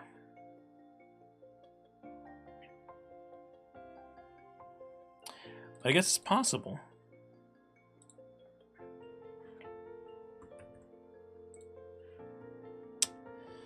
Let's do this.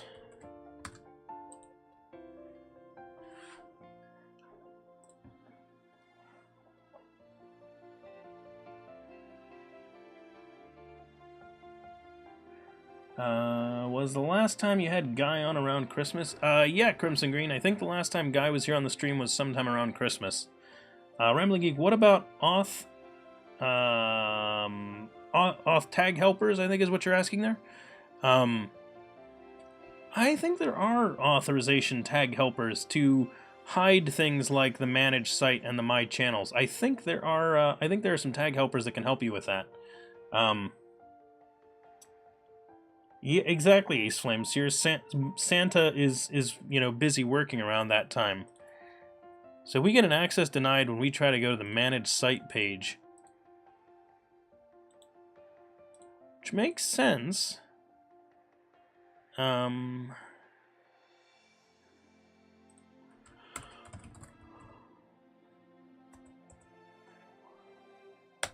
policies.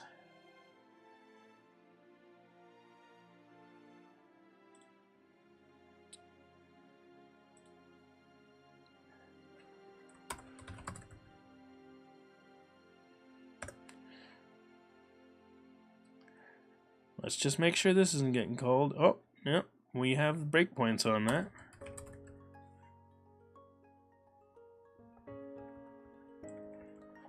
Huh.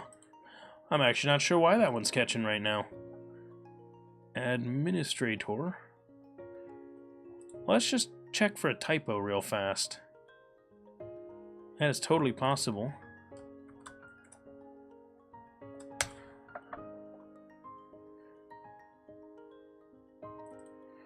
No, that's the role name right there. Oh no, you saw my stuff where the password is! You're all gonna figure it out now! That was a joke. You already knew the password.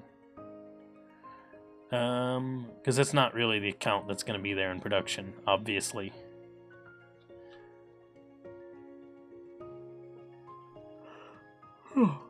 We just want the app to create a user account for development so that you have one there already.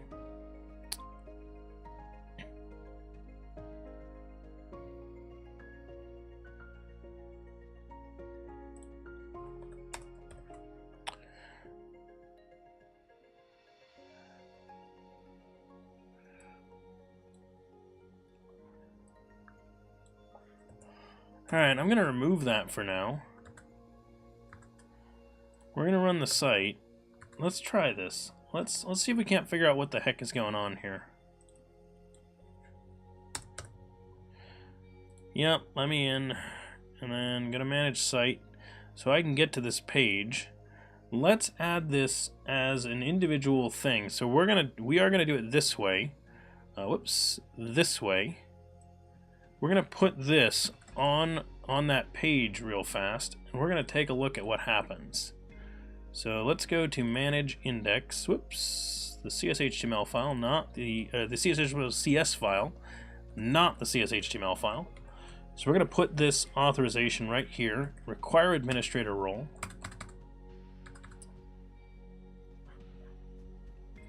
Come down here, restart the website, and then we're going to try reloading this page.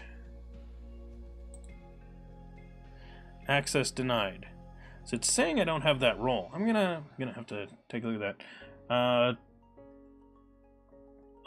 All your codes are belong to us. Yes, exactly. Hey, Plutonin, welcome. Greetings. I mean, these above the classes allow anonymous, authorize, etc.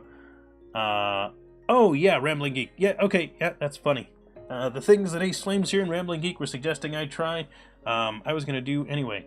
Try with a role only. Yeah, I could do instead of doing a policy, I could do just the role restriction on that. So, what that's talking about is instead of saying a policy, setting roles equal to administrator. Which would mean that our policy isn't wired up correctly if that's the case. Which would be strange. So we'll comment that out. Kill the site, start it again. Let's hope that's not it, because that'd be annoying. Access still denied. Cannot go there. That's interesting. So require role administrator. It's like it thinks I don't have the role. Let's check this. Let's ask it what roles I've got on the index page. So we're just going to temporarily put this in here. The index of the site. Actually, instead of doing it there, yeah, Jadisco, I've been having green screen issues. There's something wrong with my lighting. I don't know what it is. I noticed at the beginning of the stream, I haven't been able to get it fixed. I've tried tweaking them, like moving my lights around. There's something off today. Lighting's not good for some reason. Maybe that's not back far enough. I'm not sure. Green screen might be too close. It's hard to say. When I was setting it up today, it didn't quite get set up right.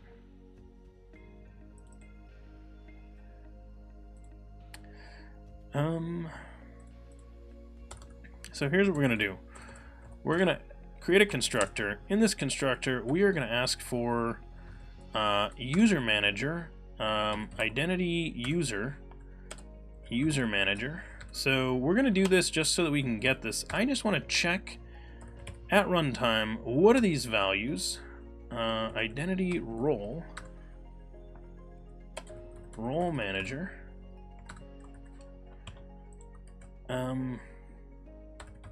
User manager.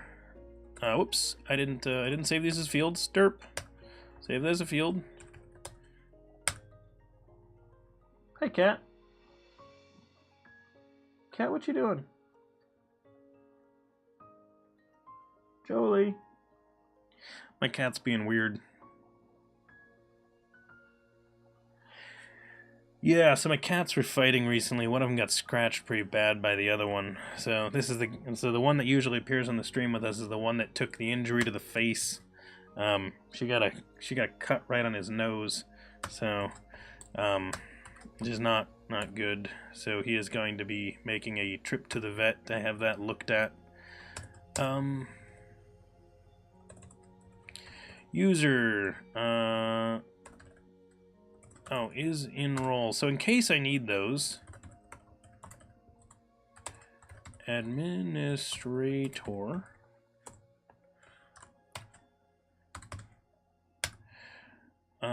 user dot so we can get is enroll.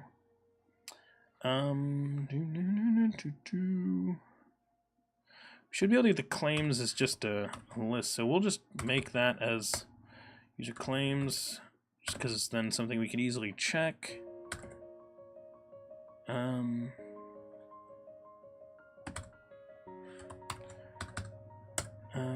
User dot identity is authenticated. There we go. So let's drop a breakpoint right there, stop this website, run this over here. We are going to take a look at what the heck's going on. We have access to the user manager and role manager in case we need to take a look at them just to see what is going on. Whoops, I should have dropped that breakpoint here. Actually, one line past that now that I think about it. Is in the role. False. It is saying we are not in the administrator role. Interesting. What claims do I have? So I've got my username is chatter1. There's my user ID. Okay. Identity application. Let's step one more. And it is authenticated, so we're on there. Oh, yes. No, so you could just watch the whole upload section in YouTube. I don't have them all in one playlist. I guess I could put them in one giant playlist if you really want to watch them all in order.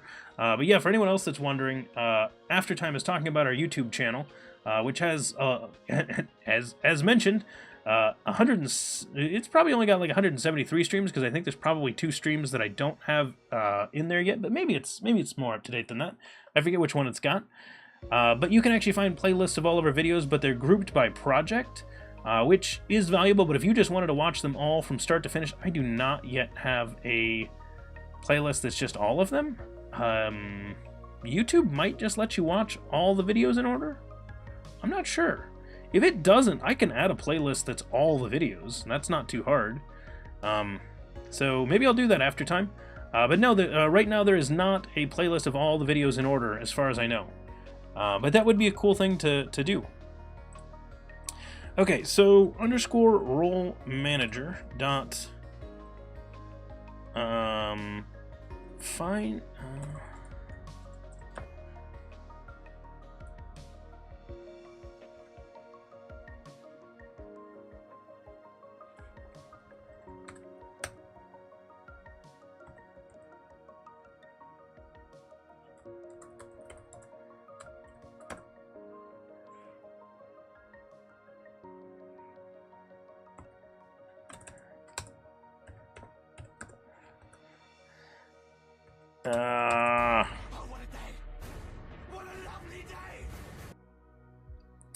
Alright, we're gonna stop right there.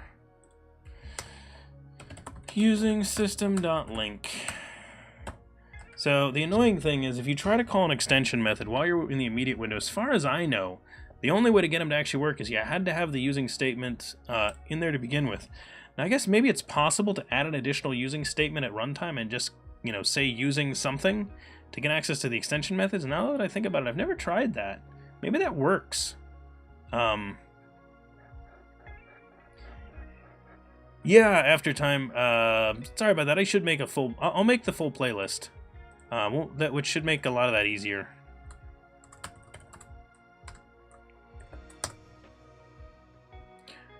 Administrator. Administrator. It's the only role.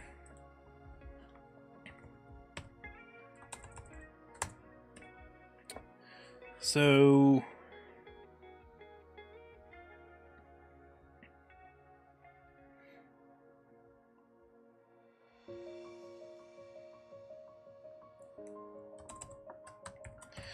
User manager. Get users in role async. Can I await in the immediate window? Maybe I just have to dot result this. I don't know. Administrator. Which, yes, in the immediate window, I'm going to call dot result.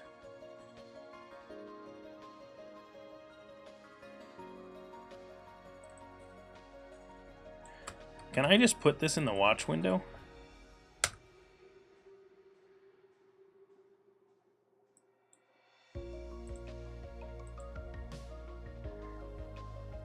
Count 1.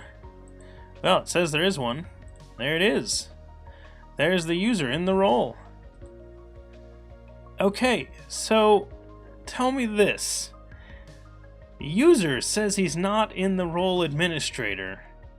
The role says the user, but the system says that the user is in that role.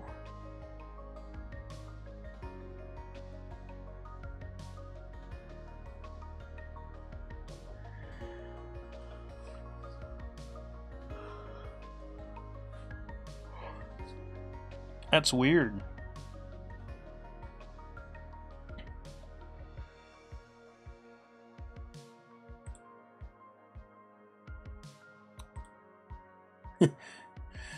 Pay no attention to the user behind the green screen. Oh, welcome. Oh man, SC Laters, Sklaters. I apologize because I'm gonna butcher your name because I don't know which part is which, and I'll feel bad when you tell me. But anyway, welcome. Thanks for that follow, much appreciated. Cosmonaut, I just noticed you back there. You followed a little while ago. Welcome. Thanks for that follow. Wait a minute. I missed Carrie's cheer? How did I miss Carrie's cheer? Carrie stole the gold from Adron and I missed it like an hour ago? Where the heck was I? Carrie, thank you very much for the 100 biddies. I don't know how I missed that. That is my bad. And Crimson, you are not behind the green screen. If you were behind the green screen, your name would be Crimson Green. Oh wait, never mind.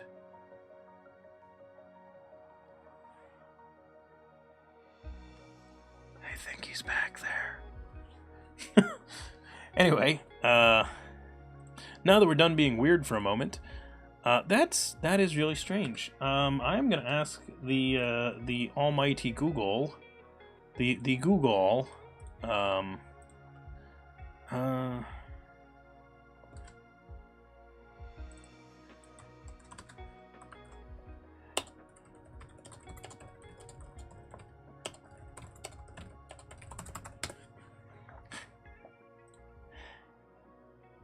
yeah.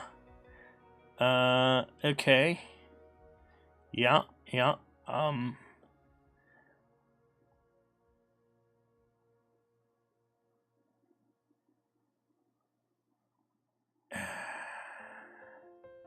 Why wasn't this added? You must add the following to enable the role manager. Okay, so we have to tell it, wait, hang on.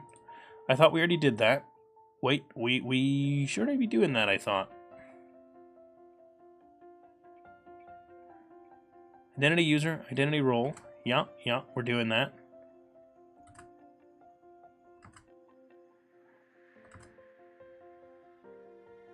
Identity user, identity roles, yep. Getting the roles and claims to show up in the cookie, yes.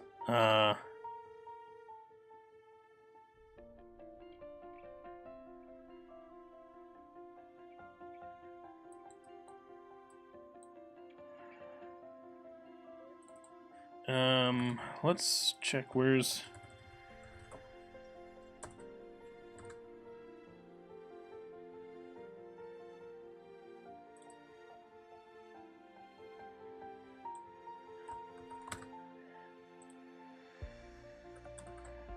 What is this that they're suggesting? We don't use application user, we use identity user. We could use an application user, but we're not.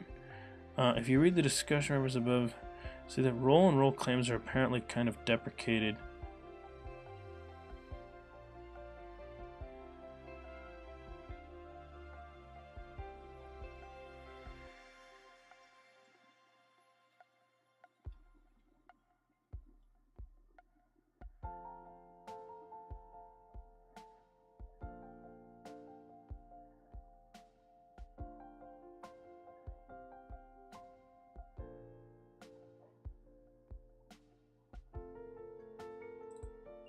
Ace Flames here. Let me take a look at what you're suggesting. Yes. Something is borked in here.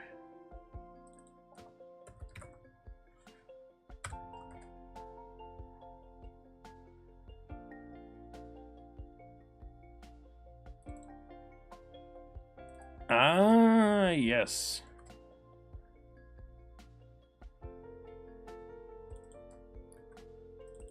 If we did this instead, would it stop complaining?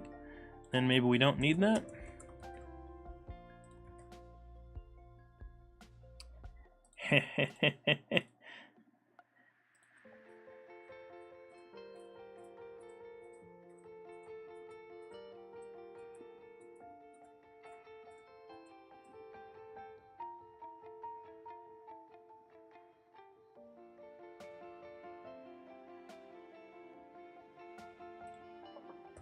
So we may not need that anymore since we're defining that there.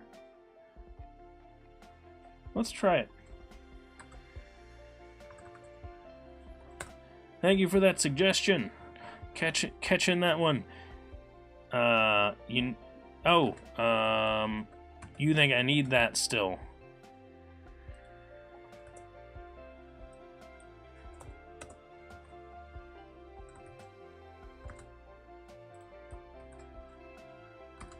You know what? Here, let's try it without, and then we'll put it back in if we need it.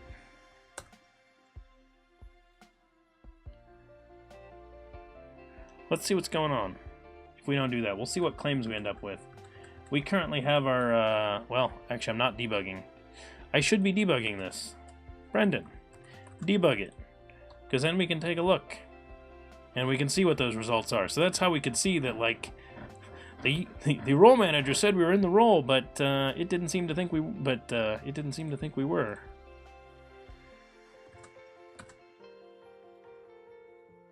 Why didn't this breakpoint catch?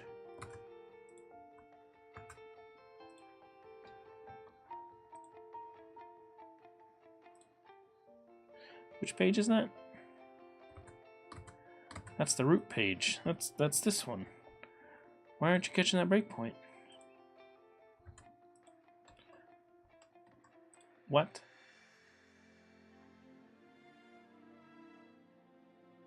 It's because it doesn't know what user and role manager to use? Maybe it doesn't. Oh, I'm not debugging. Good call. The debugger detached.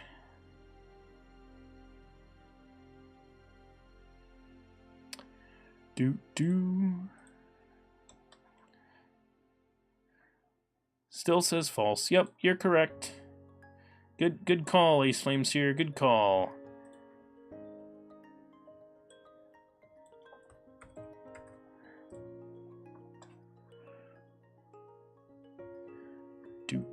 Attached first time this time, please, debugger. There we go. Boonk. Still says isn't role false.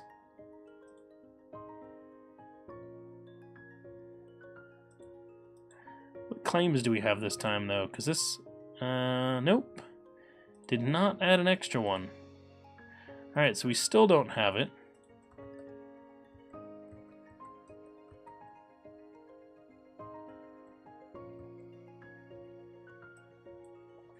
I'm gonna try putting that there, see if it yells at me about it.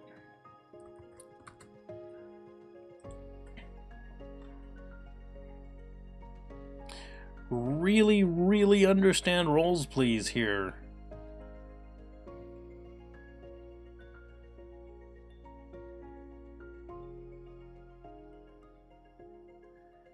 Still says false.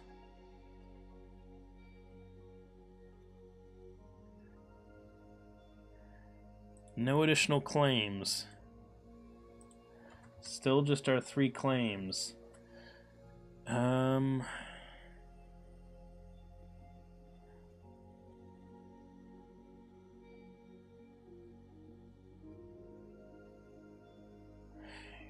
configure services method, these configuration would not work. We cannot use user and role correctly. I don't know why, but add roles and add role manager don't support check role for a user.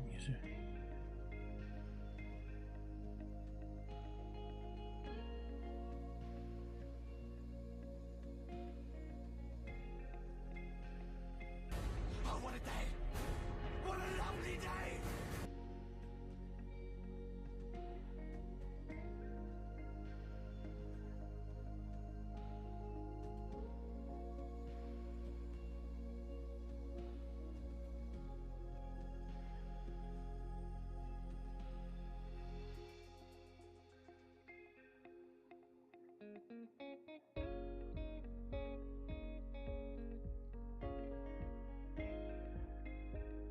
Welcome, Anon, who I'm guessing is an anonymous user. Thanks for following, much appreciated.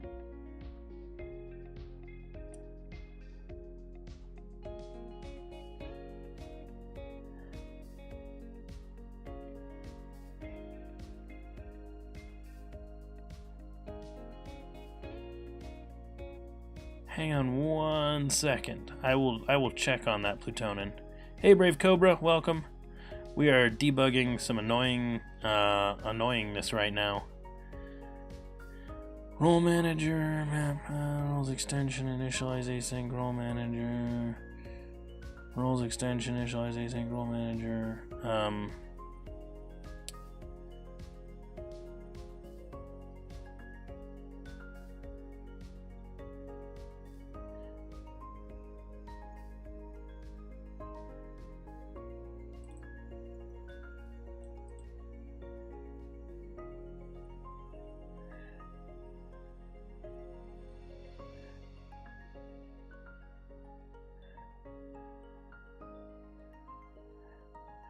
Add to role async that. Yeah, I believe that's what I'm doing. Let's take a look.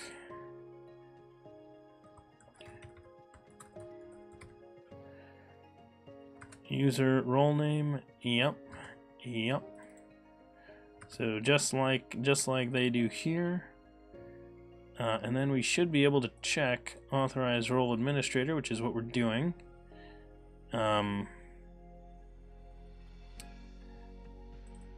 Now, we are not doing both of these separately, but that seems ridiculous.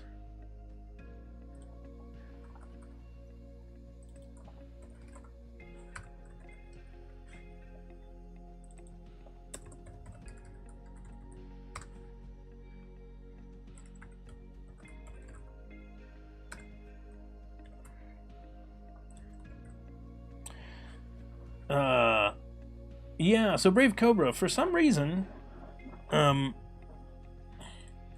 not considered to be in a role, even though we're in the role.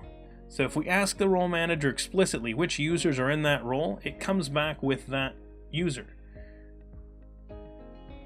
Okay, so it doesn't like us doing that. That's fine. It shouldn't have liked us doing that. That should have complained.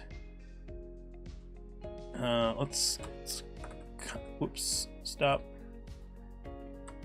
Comment that out. Run it again. Let's see if we get an error. I will show you what I mean. So we have a page that's locked down to administrator. We're logged into an administrator account, and we definitely have the role, so is in role is false. If I go to this page, we get our access denied. And when I come here, is user is in role administrator comes back false. Despite the fact that if you ask the role manager for the users in that role, we do get it. So try to log out and log in again. Claims might need to update. Oh, that'd be funny. Well, now that we actually have the claims there, I think that Franklin might be right, actually. That is totally possible. We might need to do that, because we didn't even have it tracking these roles yet. Log out. Log in. Chatter 1. Password is my password. Is in role true. Hey, someone send Franklin a prize.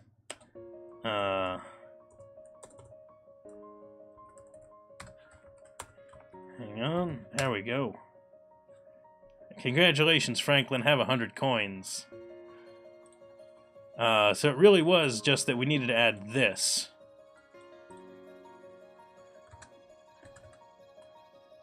Now it should let us over here. Hey, there we go. Awesome. Yay. Good call. Yes, we were derping and forgot about the fact that we would need to... we needed to refresh our cookie. So, congratulations, have a cookie. Specifically that cookie that was wrong. Alright, let's see.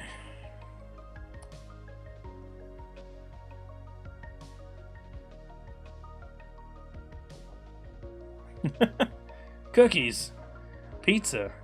Pizza's kind of like a big old cookie with, you know, instead of being cookie, it's pizza.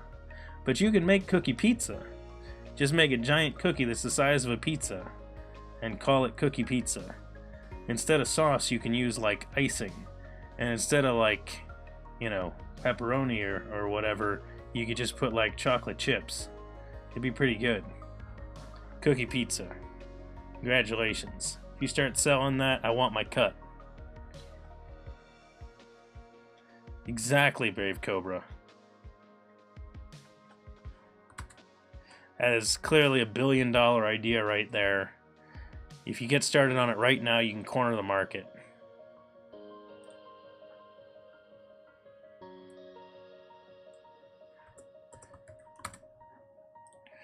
Alright, so we added that. We do want that, but we don't want any of this. So let's discard that. That's garbage. This, however, that's useful. Close. Close. Open. Ooh, does that mean, since I've got that now, I can get away with this? Now that I think about it, let's bring these back. Options, dot, conventions, authorize folder, manage. The policy we're going to use is require administrator role. And that should mean that I don't need that anymore. Should just be everything under that folder now requires the policy. Let's find out what happens. This will be the right way to do it. We always want to do things the better way when we can. We go manage site. It is allowing us through. We should be allowed through. Okay, so we can get to the pages too. Let's log out. Register. Can I just register an account on here?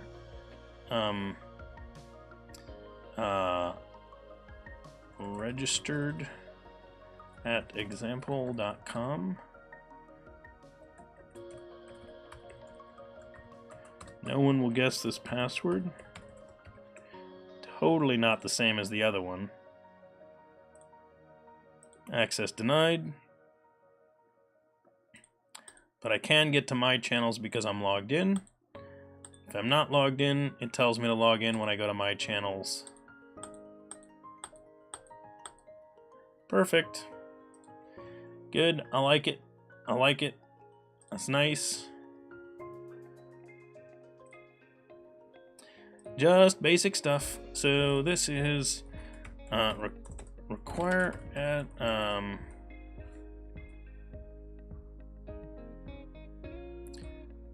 you know what I'm gonna do? I'm gonna do this as 2 commits.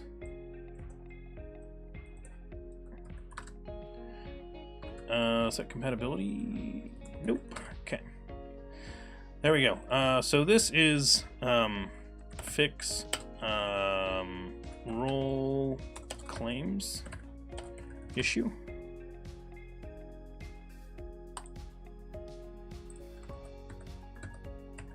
And that is require admin role for manage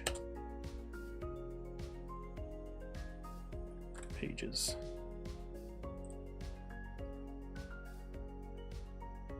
Boom. Fantastic. Sorry, Ace Flames here. I will stop talking about that stuff. You just shared it with the... Oh man, that ruins that. Brave Cobra. No, we have not. We've not wired in the OAuth connections yet, but they will be coming because we especially want to do an OAuth connection to Twitch and YouTube so that we can quickly pull information from your account, things like what channels you follow. That way we can say if any of the channels you follow are channels in our system, we want to be able to prioritize those for you. Brave Cobra, we have been discussing doing it with Auth 0.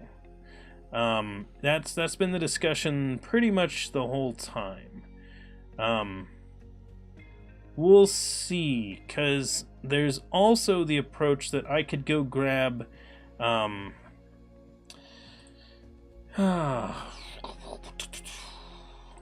not this, hang on. Whoops. Let me just open and close windows like crazy. AspNet Core Identity Contrib. Because I want to show you Twitch. Because I'm not sure people know these exist. Yeah, exactly. So, where are all of these? Where can I see them all?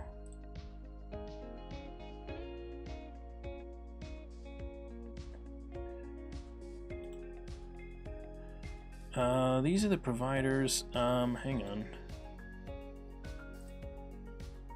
on. Here we go.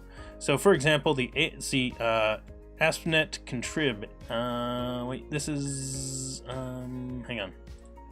AspNet Core Contrib, right? Isn't there a core one?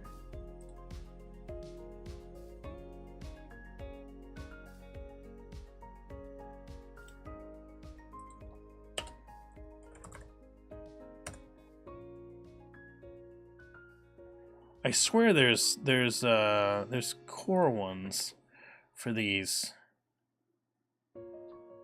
Maybe these are the core ones, and I'm just being crazy. Maybe. I could be the crazy one. Sometimes I'm the crazy one. Net standard, yeah. Okay, yeah, these are net standard, so they theoretically, I think, will work.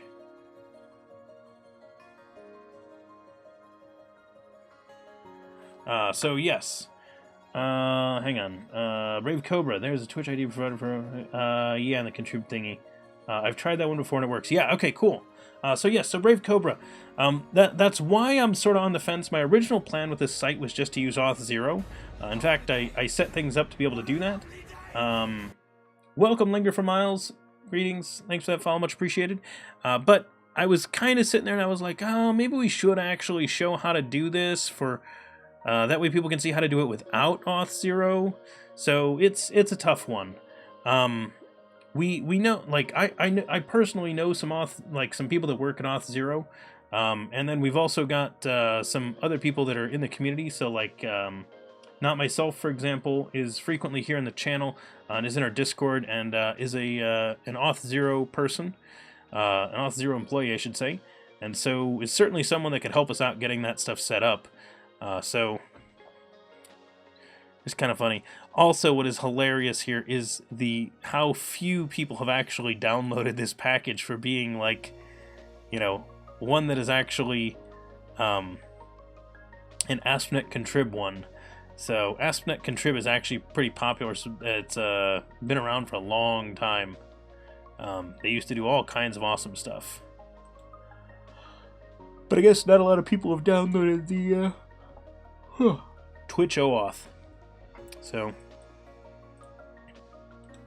probably just in our community that it's not as popular. So anyway, let me see. You'll run into trouble with Auth0 concerning the amount of users. Look at the pricing. Oh yeah. Brave Cobra. I'm aware of that. So what I was thinking about doing was trying to contact Auth0 and see if, because we are an open source community project, see if they would be willing to like flex us into a higher category, so that we didn't run into those kinds of problems. Was basically what I was thinking. Because you're right. If we go this route, and we wanted to go here, what is this? External users, internal users.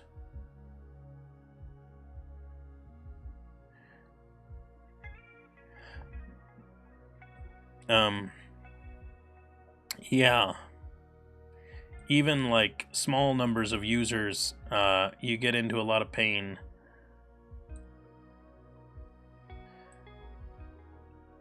So like just developer, like $200 a month if you have 10,000 regular users, I say. So that's per calendar month if you have 10,000 people logged in. Well, if we ever got to that, that'd be kind of amazing, actually. For the community to have had 10,000 people that showed up on the site and logged in at some point for the month, because most users should not need to log in. Yeah, well, we're not all of Twitch. We're just the developer community. But yeah, hence why I would want to check with them and see if they would be willing to like help us out as a community site, especially since we're then going to have a nice open source project showing how to connect to their stuff. It benefits them in the long run too, because if they can get some customers, like if it gets more customers using it, it generally pays off to, you know, help out open source projects and things like that. So we'll talk with them. Maybe they're willing to make some kind of a deal on it. Don't know. If not, that's cool. I can't fault them for it. You know, it's their business model. Like. But you know, it's worth asking. It's not like we're not a we're not a non-profit here. We are not an officially registered like 501c3 company or something like that. So I can understand why they wouldn't why they would not help us. What is this? Are they there?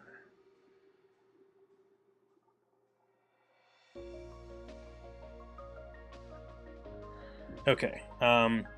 We have the asterisk under there, under the free plan. What are you talking about? Auth0 pricing. What is Marathon talking about? Free plan asterisk. Is it actually an asterisk? If there is an asterisk somewhere, oh, nope. No actual asterisk, so I can't look for it. Start on our free plan. Are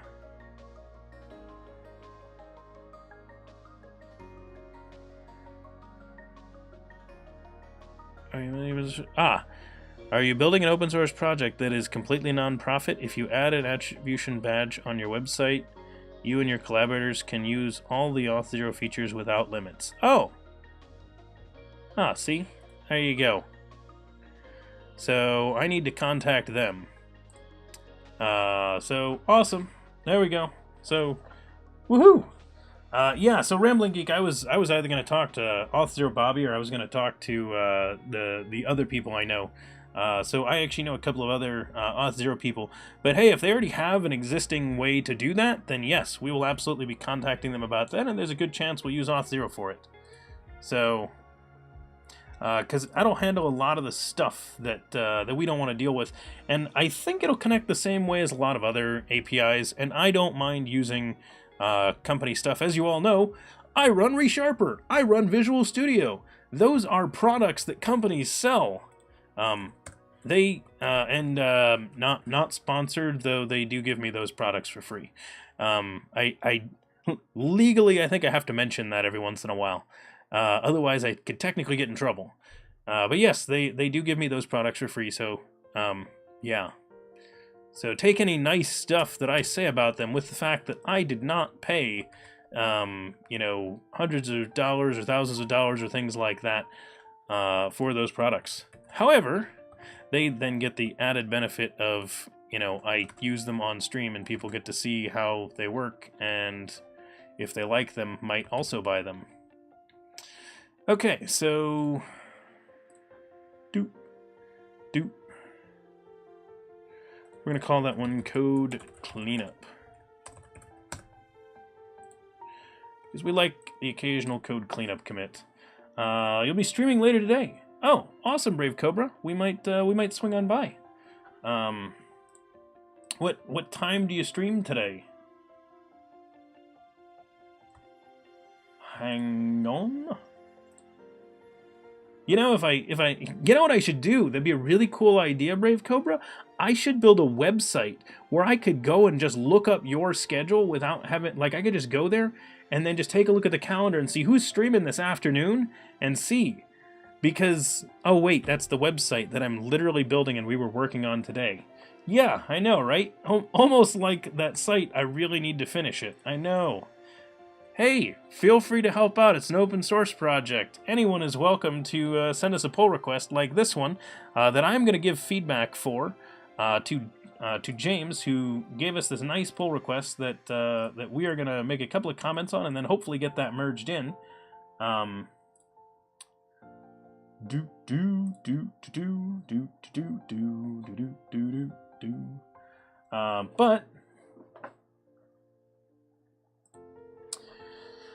I do believe that I want to do this. So, your schedule. Brave Cobra, do you follow me on Twitter?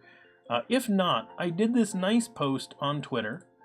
It's a nice thread, and don't get mad at me for pointing this out. But here's a tweet that I tweeted. For anyone that didn't see this tweet, I put together a thing. I'm going to make a blog post about it too. But I just wanted to toss these ideas out there. So I did a nice Twitter thread for everyone that's basically just a set of things that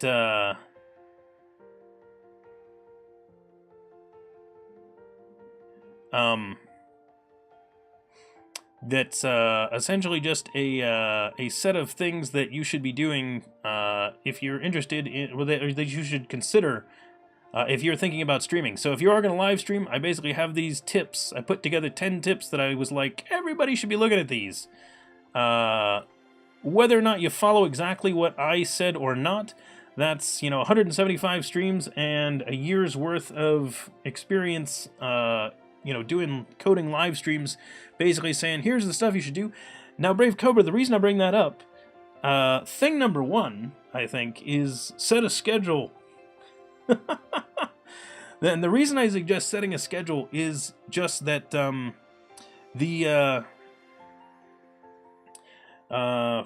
to phrase this? a lot of the people that follow the stream, so I stream on Mondays, Tuesdays, Thursdays, and Saturdays, for anyone that doesn't know. And I stream on Mondays and Tuesdays at 2 p.m. So there are a lot of people that are just, expecting either in the evening or the day, depending on where they are in the world, to just show up to my stream and watch it on those days. And they'll check in and be like, hey, we doing the stream today? And, things like that, and they show up at the right time. So the reason I pointed out, no, Brave Cobra, this is not to shame you. This is to point out that the reason it's valuable to try and get that schedule, if you can. Obviously, if you can't get the schedule, don't get the schedule, but try to be around the same time, is because a lot of your viewers will expect you to be around for that, and they'll be able to show up. I used to have some viewers that every once in a while would, like, at 2 p.m. on the dot, would, like, message in my chat and be like, you're late, and then, like, 5 seconds later, I would have hit the, go live button, but they've already said, like, you're late, because they were sitting there waiting for it to go live, because they know what time it's supposed to start. So you'll get that, and it doesn't matter how big or small you are, you're gonna have, like, once you get a handful of people, they're gonna be there, and they're gonna be watching. CD? I don't know what Crimson Green's talking about there with CD. But anyway, so one other thing that I want to mention to everybody in here, I highly recommend that you join our Discord. It is a great community. Our Discord is, Discord itself is a chat application, and Discord is one of the best places to chat with me and the other DevChatter community people. There are a lot of awesome, developers there. There are beginner developers, experienced developers, like developers of all skill ranges, use all different languages. It's an awesome group. We've got hundreds of people in there, like, I think we got to be close to 500 by now. Lots and lots of awesome, community stuff going on. If you want to collaborate on any of our projects, I also recommend you join there so you can chat with us about whatever contributions you want to make. In addition, if you do want to take a look at any of the code we do here on the stream, everything we do on DevChatter is out on GitHub at github.com/devchatter. As Quantum Brat just did, first off, welcome. Thanks for that follow. If you liked any of the stream that we did here today, I recommend that you hit that follow button. It is the best way to get notified when we go live. As I said, we stream on Mondays, Tuesdays, Thursdays, and Saturdays most of the time. And today, obviously, is Thursday. We started at noon, but this actually is around the time that we start on Mondays and Tuesdays. So on Mondays and Tuesdays, we start at 2 p.m., which was about a half hour before right now. So whatever time it is in your time zone, on Mondays and Tuesdays, we start, around now, a little bit earlier. And on Saturdays, we start at 1 p.m. my time, which again, subtract an hour and a half, and that'll get you there. And then today we started 2.5 hours ago.